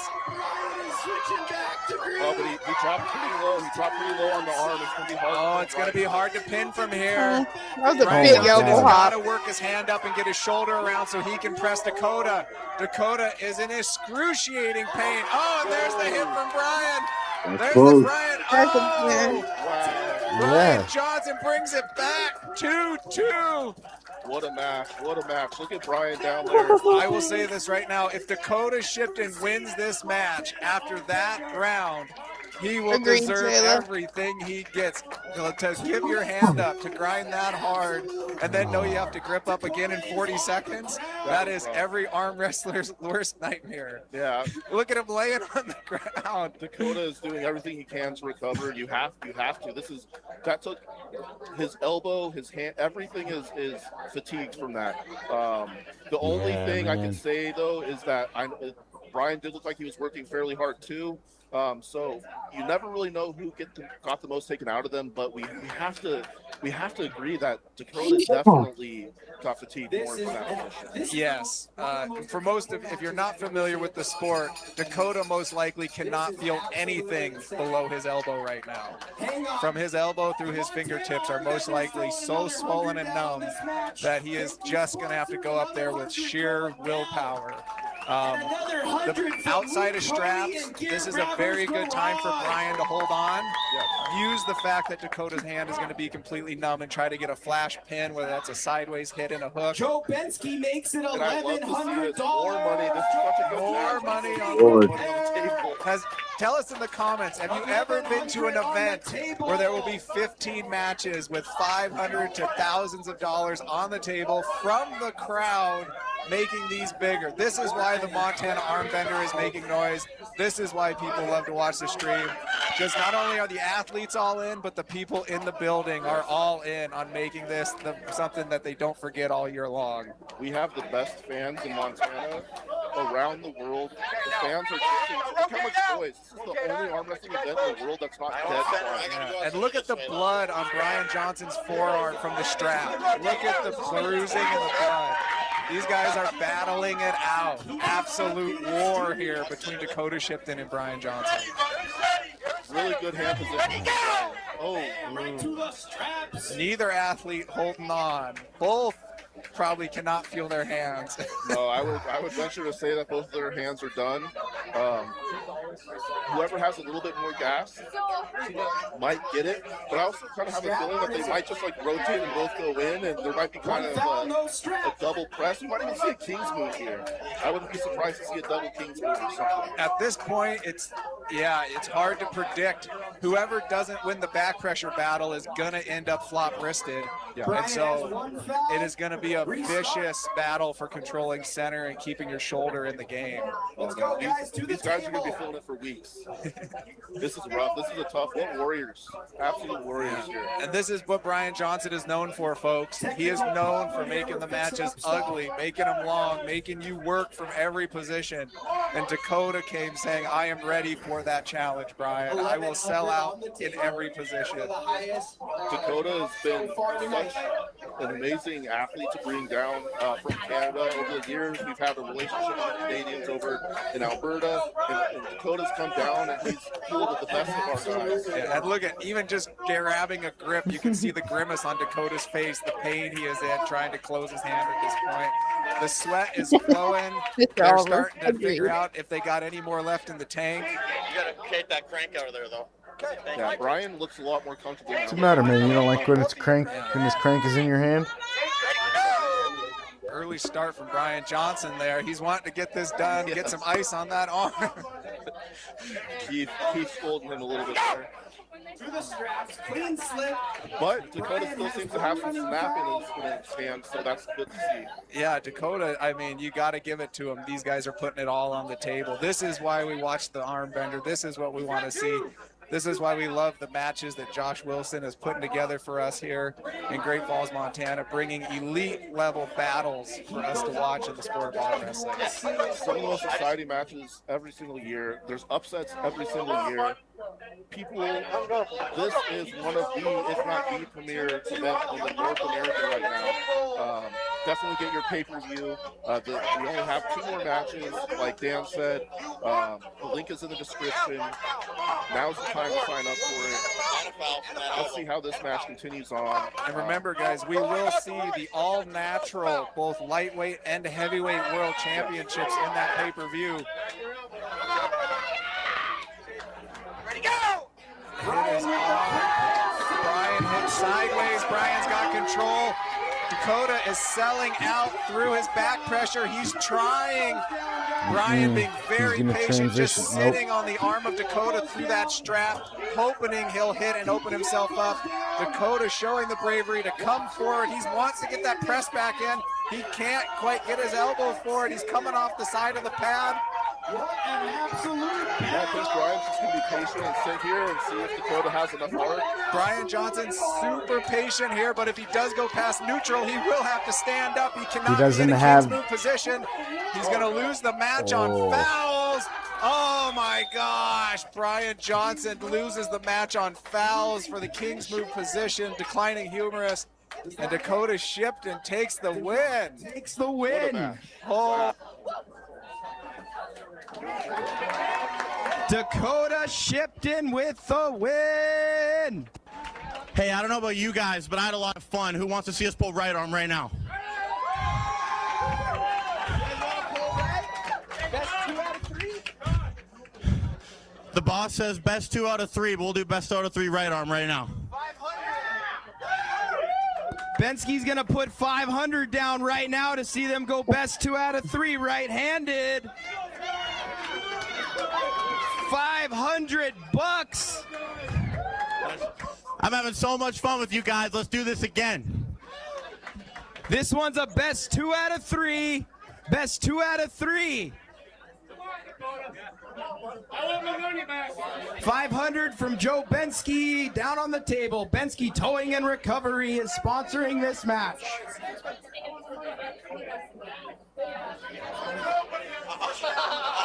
Look at the sweat dripping off these 2. Let's see what happens right-handed. 500 for a surprise match. That's crazy. Sweet. All right, guys, we are back. This is why we love the Montana Armbender. Who does Dakota want after he just won on the left hand? He wants Brian Johnson on the right arm. These 2 athletes are going to do it again on the other arm. Best 2 out of 3. $700 from the crowd back on for an unplanned match. And let's see what happens to these 2 warriors on the other hand. Oh, Brian Johnson going forward, definitely a different strategy. Dakota, very nice win, dominant top rope performance there on the right hand. Yeah, Dakota is a right-handed primary athlete. Originally, this match was supposed to happen on the right hand, but Brian was a little bit worried about some lingering issues, but I know he feels a little bit better now than he did in the past. So let's see what he does to try to get into this match here, because I do think that Brian's right arm is actually more versatile. Like, his left arm might have a little bit more power, but his right arm has shown crazy versatility. He had a war with Miles Hutton last year where they just went all over the place. Miles had to pull everything out of the bag to get in there. Yes, Brian Johnson's hooking and inside power on the right is much different than his left. Left is generally an outside polar, generally a top roller. There he goes. He puts the hook in. This is what he wants against the young man Dakota Shipton. This is where Brian is known to sit and hold on for days and days and days. It'll be interesting to see if Dakota can put this into a top roll from here. Not sure he's going to have the elbow integrity to press through it. Oh, he's looking good, though. Oh. He's rotating that pronation down. There it is. Oh, man. Yeah, Brian needs to come on the offense. Close. Why did they get up? I don't understand. There it is. There it is. Dakota Shipton able to re-grip into about a half a can opener and get the second win, and that's the victory. Best 2 out of 3. Dakota. That was the most hard-fought war I've ever seen. Hey, let's hear it for Brian Johnson. Woohoo! 7 matches down, 3 to go. All right. Next up, a powerlifting powerhouse from Great Falls, Montana. He has some major arm wrestling wins here last summer. At 1/4 inch short of 6 feet. At 253 pounds. Tyler the Tank Weaver. All right, Tyler Weaver here coming into the building, folks, and Tank is about the best name you could think of this gentleman. Just look at the shoulders on him. An absolute giant of a man. Strong, fairly new to the sport, only been in it a few years now, but he is taking that strength and that powerlifting background and bringing it to the arm wrestling table. Oh, there we go. A little Stephen Austin action there. That'll do it. Yeah, I love to see it. You know, down Stephen south, Austin. That's what we say is, Stephen Austin. a can of busted biscuits right there. So, you know, the old the Tank is a very apt nickname. Lots of funny. power, lots of power. This Fairly new. man lives to pull. At 5'11", 242 pounds, from Great Falls, Montana. He is the Johnson Madison Lumberjack. Robert, the Bulldog Petley. Robert Petley coming down the hall here, guys. A local of the sport here to Great Falls. Local favorite, great guy. Definitely a hand control puller. This will be a battle of styles. Tyler Weaver definitely relies on that horsepower behind his wrist. Petley loves to take that hand control. He's kind of got a patented famous move where he cups and uncups and kind of works his wrist as he's top rolling you down. I don't think anyone in the sport has ever done that other than Robert Petley. Yeah. Should be a great match. Will determine a lot on who can win the side pressure battle, who can control center. Yeah, I think Robert will definitely be looking to end this quickly, though, because Tyler's an arm wrestler that's known for a long time, and it's completely fine if they go into an endurance match. And Petley's had some issues, like another 300 from Joe Bensky. Bensky recovery. Robert was able to pull through and 300 from the halftime sports bar and casino. So this is the match I was telling you that one of the competitors didn't make weight. Okay. What was the weight? 250? 252 or something? It's supposed to be 242 match, and one of the competitors came out at 251. All right, guys. Oh, okay. The money is coming in. That's not even a closing allowance. Local favorite. Let's see if we can get this match over $1,500. Let's see how much money closes. No closing allowance. the threshold because Here we go, folks. Two everyone great falls loves Robert. favorites. The sponsors love Robert. He actually works for them. Johnson Madison Lumber, big shout out to them. They've been a big supporter of the Montana Armbender over the years. And this is our second to last match before the free stream ends, guys. So get over there and get that pay-per-view if you have not got it now. The setup is on. You can see Robert Petley looking for that high grip. Oh, Tyler Weaver puts him inside, though. This is where Tyler wants to be. You can see Petley trying to get back out, but Tyler Weaver wants to be here, folks. He's comfortable working. Petley hitting a bit of a Kings. It looks like he's going to get some running fouls here from head ref Keith Michelle. Tyler Weaver with the victory. Yeah, that was. What do you mean you didn't know your elbow came off? When you bent your elbow, look at that. What do you mean you don't know your elbow came off? Bro. It's on the table, sir. Getting put in that hook is going to get him to be a little more Table, right? As long as it's on the table, that's all that matters.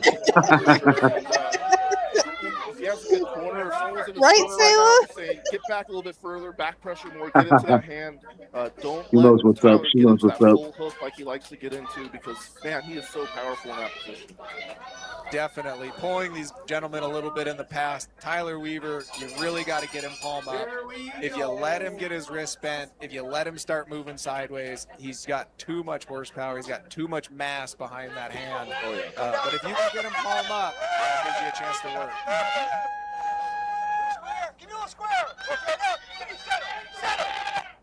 Robert Petley here looking a lot harder to get into those fingers of Tyler. Much better job from Robert Petley. He gets the top roll away, gets through the hand of Tyler Weaver. Weaver coming forward, giving up the wrist. Elbow. I'm not too sure if they're going to call on that one. Strap. Okay, strap. That makes sense. And again, All right, guys, it's getting close to 9. I got to work in the morning. Well, it's been fun. It's been real. It's been real fun. Absolutely. Appreciate you hanging out. Even though Josh was here too. Very different than most what people are used to. No, because Josh was here. That's what I meant. IFA type situations. Very true. Very true. Y'all have a good night. Enjoy the rest of the show. Take care. Or if there is a third foul. So no, in the event that there is a pin with a foul, it is the referee's discretion if that foul contributed to the pin or not. So different rule set. We like the action here. We want to see guys get pinned. We don't want to see guys lose on fouls. And that's what these rules are designed to do. Make this fun for everybody here, including the athletes and the people watching. 100%. It was heartbreaking seeing Brian lose on fouls, and the rule system is designed to try to prevent that as much as possible, but, you know, it can only do so much. These guys are putting everything on the line. They've come from far away. You know, arm wrestling is a combat sport, and there's a lot of motion that goes into this, and we do want to see those pins. And this is a great chance to give a big thank you to our referees, Keith Michelle, head ref, and Tom Vieira, down ref. Two of the best refs you'll find in the sport. Again, being able to put Petley in the hook, coming up. And Tyler Weaver getting the pin again. What adjustment do you think Robert's going to try to make in this round? Or that was... I'm not sure that, you know, I think what Robert needs to do, if I was Robert in this position, I would try to come forward and crowd the center of the pad or the center of the table and stay forward at the front of the pad and not allow Tyler to get his hand in front of his shoulder because, man, that's just, like you said, it's so much moving mass to stop right there. I agree with you 100%. I think by pulling backwards, he's actually opening the lane for Weaver by staying forward and top rolling from that high position. He may have better luck. So we'll see if Robert Petley's got anybody in his corner, if he's thinking that. Sometimes you get used to that dragging top roll and you just get real, kind of like a Tim Bresnan almost style, you know. And if it gets away, it's great. But if you've got a guy who's able to cup you down, it gets real hard to apply any side pressure when you're leaning away from the good old Brez. It is for sure, and it's kind of a double-edged sword because as you pull back and open up, you're also reducing your power. So, yeah, it's a tough position to be in. Pelly definitely white-knuckling here. Ready, go! Petley getting that top roll away, though. Strap it up. So Petley's showing the hand dominance. He's showing he has the hand and wrist to take care of Tyler Weaver. But Tyler Weaver is just so committed to going sideways. It doesn't matter what his hand looks like. He's going that way. Yeah, absolutely. And, Later, I'm not really Sailor. sure, honestly, at this point, who I would say is favored in the strap. I think they both have positives they can gain. It's just a matter of who gets them. Although I will say that if Petley does go for a top roll in the strap, he might want to grab a little bit lower to block the wrist of Tyler, because if Tyler gets that press and gets his shoulder behind it, it's going to be extremely difficult to stop. Yeah, I think that's the whole thing here will be, does Robert stay forward on the table, keep that hand as close to his chin as he's comfortable, and try to move sideways across to the pin pad. If he ends up pulling backwards, it's going to give Tyler that lane to get his shoulder in there. Yeah, and he's sitting back. He's bending his legs. He's sitting back a little bit, so it's making me think he's not going to go front there. Yeah. And he does pull back. Tyler is able to get that cup in. It is close. Weaver trying to work into a press. Petley needs to stand up and come forward. Tyler Weaver is standing up and coming forward. Petley needs to stand up and come forward. He needs to stand up. He's going to end up going off the back of the pad. He's coming on. Tyler Weaver selling out for the press. Selling out for the press. Tyler Weaver re-gripping. They're in a hook. They both have 2 fouls. Next foul of Tyler Weaver with the win. Damn. Fantastic arm wrestling. It's a little bit too much horsepower for Tyler. A little bit too much. And I know, talking to Tyler, he said he was training hard for this match. He felt good. All right, what an incredible win by Tyler Weaver. As part of the Montana Armbender rules, if you do not make weight. Do you want to see that or don't? No, you can skip that. You can skip that.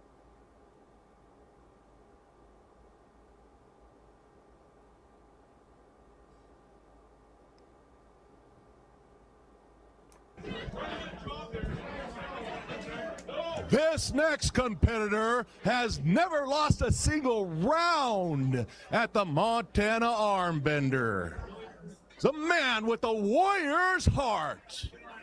He's 5'11", 219 pounds, from Tuttle, North Dakota, Nathan Johnson. All right, Nathan Johnson coming to the stage here, folks. Great guy from the North Dakota area, known for loving to grind these matches out. He gets to the worst possible position, and then he likes to start working. Known for coming forward, known for wanting to put people in the hook. It will be a great challenge for him to work against Miles today. Good thing remember the rule, the hat rule. Wrestler dominated last year, winning his Montana Armbender Flip the debut. switch. 3-0. Flip the switch, so it's getting serious. The fast Flip the rising switch, arm baby. wrestling star with huge hands is 6'3", 218 pounds. Coming from Turner, Montana, the 2025 undefeated Canadian national Friend says, champion at I'm still awake, boys. 220 Josh, pounds. how do you like the hair design of these gentlemen? That's why I was complimenting the hat, because I'm a hat all the time guy. So that's what I figured Miles he was coming on kind the of stage hinting now at. made a So splash at last year's another Armbender, hat. dominantly I over like it. Dakota I like Shipton, it. I believe, Yes, was sir. his That's what I'm talking badge. about. And making a But big they both splash. still I know look like they living have way close more to the hair than I border, He's do. able to both go Yeah. to Montana and to Canada to train, getting the best of That's both right. worlds Just give there, them a learning little from both time. sides. Then they'll be Definitely there. one of the up-and-comers That's of the right. sport, like people said. One of the most gifted Stress, a people few physically divorces. I've ever seen Hell in the sport, yeah. as far as hand That'll size, do arm it. length, Balding. just raw power. Should be a great test for both these gentlemen. Yep, if you could pray for a set of attributes to make you the best arm wrestler ever, you would pray for what? And then we've got 200 from Bensky Towing and Recovery. And then 200 from M&D Construction. Thank you, M&D. We are at $500. 3 from Hutton Ranch. I have a feeling that's Miles' family and his mother right there. 300, that puts us at $800. $800.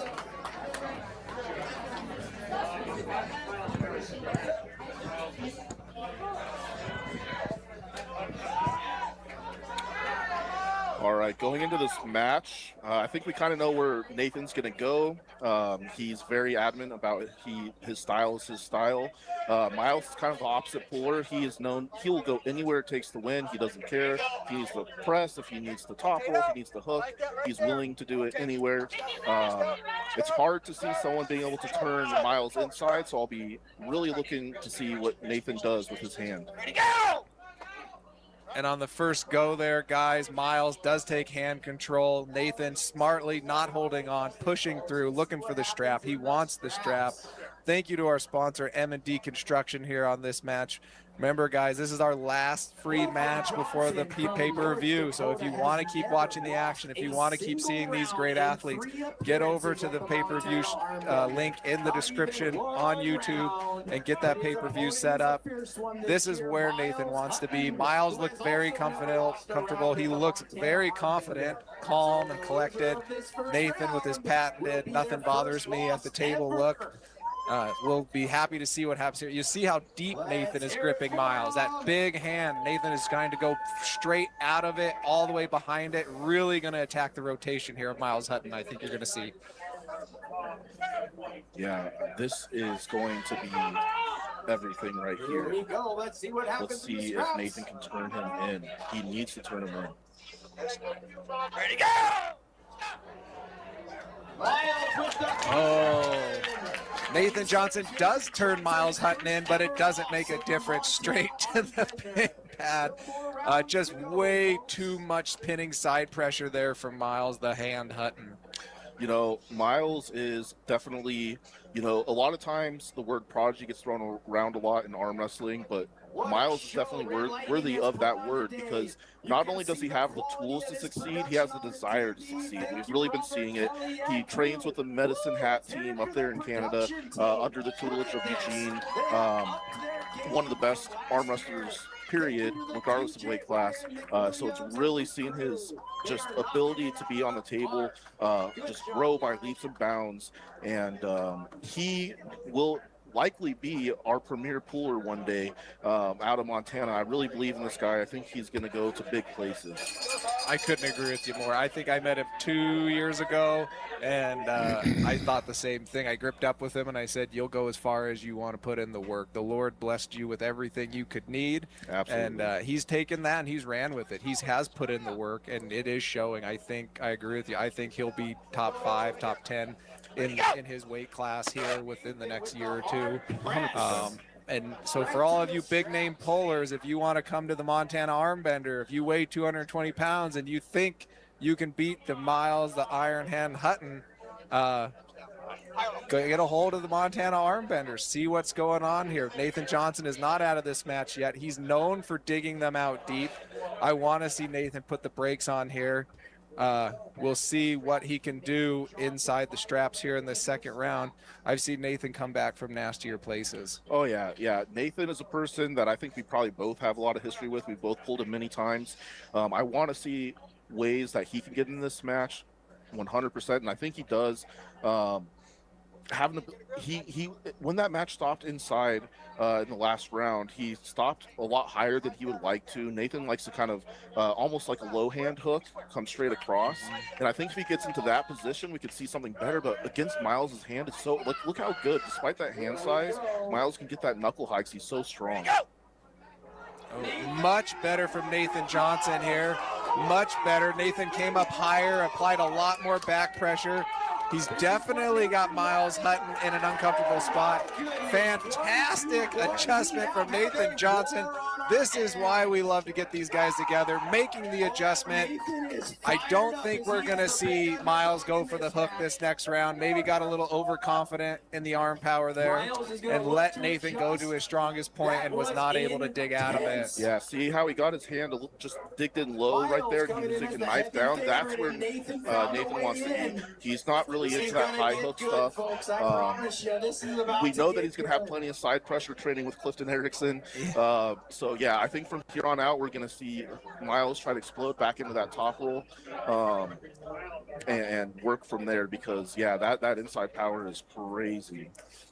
Exactly. I think Nathan Johnson's adjustment, what I was seeing in the setup, tell me if you agree, he went from gripping as deep and low as he changed his angle to much higher, created that space in between his pinky finger and the back of Miles' hand, and was able to come down on the wrist and really negate the dominance of Miles' hand. Yes. And he isn't known as the iron arm Hutton, he's known as the iron hand Hutton.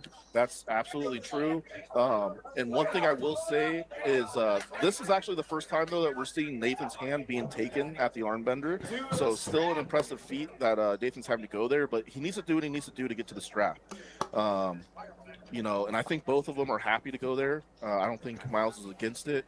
But yeah, I think we're going to see a much different move because now Miles knows that inside game is serious. Yes, and sometimes when you win the first round easier, you get a little overconfident. You want to test yourself against the other guys. And Nathan is no guy to test yourself against. You need to work hard to put him away quickly because he does get better as the match gets longer and nastier. Oh, yeah. He gets better. He tires very quickly. He likes to make it a dogfight. He likes to make you work from bad positions. Okay, now give me a little shoulder. Give me a little shoulder reaction. I like that right there. Here we go. You can see Miles much higher knuckle. You can see Miles with his chin close, wanting to go backwards. Not able to get it away, though. Miles is able to get better position in the hook, though. Wow, I'm really surprised. Nathan is putting on a clinic for anyone who wants to be an elite hook puller. Nathan Johnson is putting on an absolute clinic. If you want to know what do you do when the guy you're pulling has a better hand, watch some tape of Nathan Johnson. He is doing what you have to do. I'm going to be watching this match a lot because that is a hand that I struggle to find a way around. So yeah, definitely need to see and analyze and break this apart. Because again, that was a perfect angle to see like just how big Miles' hand is. Like it's insane. And you can see how he's past Miles' hand and his hand is on Miles' wrist. And that is what is allowing him to place that down pressure on Miles' bicep and keep away from that rotation that Miles has through the hand. Yeah, I mean, this is an amazing match. Nathan showing that, you know, despite the way that first round went, he's definitely in this match. And I'll have to be eating dust myself because, you know, I called this in my predictions a 3-0 in Miles' corner. And now here we are with Nathan up 2-1 against Miles. So definitely big respect to you, Nathan. I eat pro on this one. Amazing showing. You and I both. After that first round, I did not think Nathan would be able to set the hook. However, he has made the adjustment. Now, he doesn't look like he's nearly as deep, but I think he's looking to slip and go to the strap. I don't think Nathan's looking for a good setup here. I think he's looking to push through and get tied arm to arm. He's just trying to keep enough pressure to get that go, to say go. But that could make him weak to Miles coming forward, though. Yeah, there you go. He's selling out for the flop wrist press. Miles, you can see he's got a little bit of frustration on his face. He knows he's got the better hand, but he can't seem to apply it. Hopefully he can figure out a way to get away from Nathan's cupping side pressure down on his wrist. This reminds me a little bit of when you would watch John Berzink pull Cleve Dean back in the day. The guy that Cleve Dean was known, nobody could deal with his hand and wrist. And so John Berzink just started gripping him low and arm wrestling his arm and not his hand. And this is a very similar situation here where Nathan Johnson has made probably one of the better adjustments of the night, has gone from getting beaten decisively in round one to putting on a clinic of setting a hook against a hand-dominant Did you puller. see just how far forward or through he was? That is awesome. And yeah, Miles looks like he's really struggling with finding a way to fill Nathan's fingers like his pinky.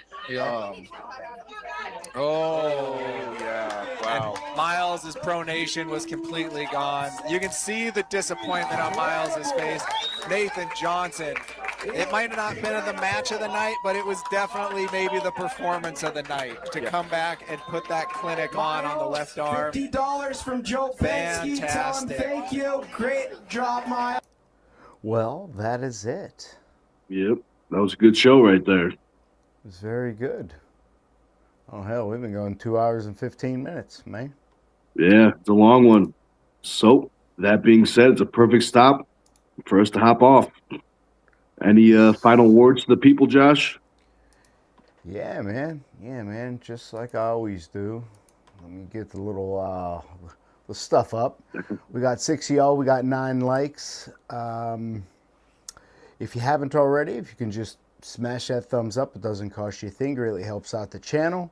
Definitely subscribe to STONEtv. Definitely become a member. Right next to that's a little bell icon. Click that little bell icon. Click the all. What you're doing there is you're submitting to YouTube that you want to be notified anytime Big Nick goes live, drops a video, or makes a comment to keep the people informed. You got anything for the people, Big Nick? Yeah, I want to say thanks for watching, guys. If you haven't already, make sure you check out Josh's channel, that Camera Guy 98. Whole bunch of great stuff over there. And we will be seeing you tomorrow, guys. Thanks for watching.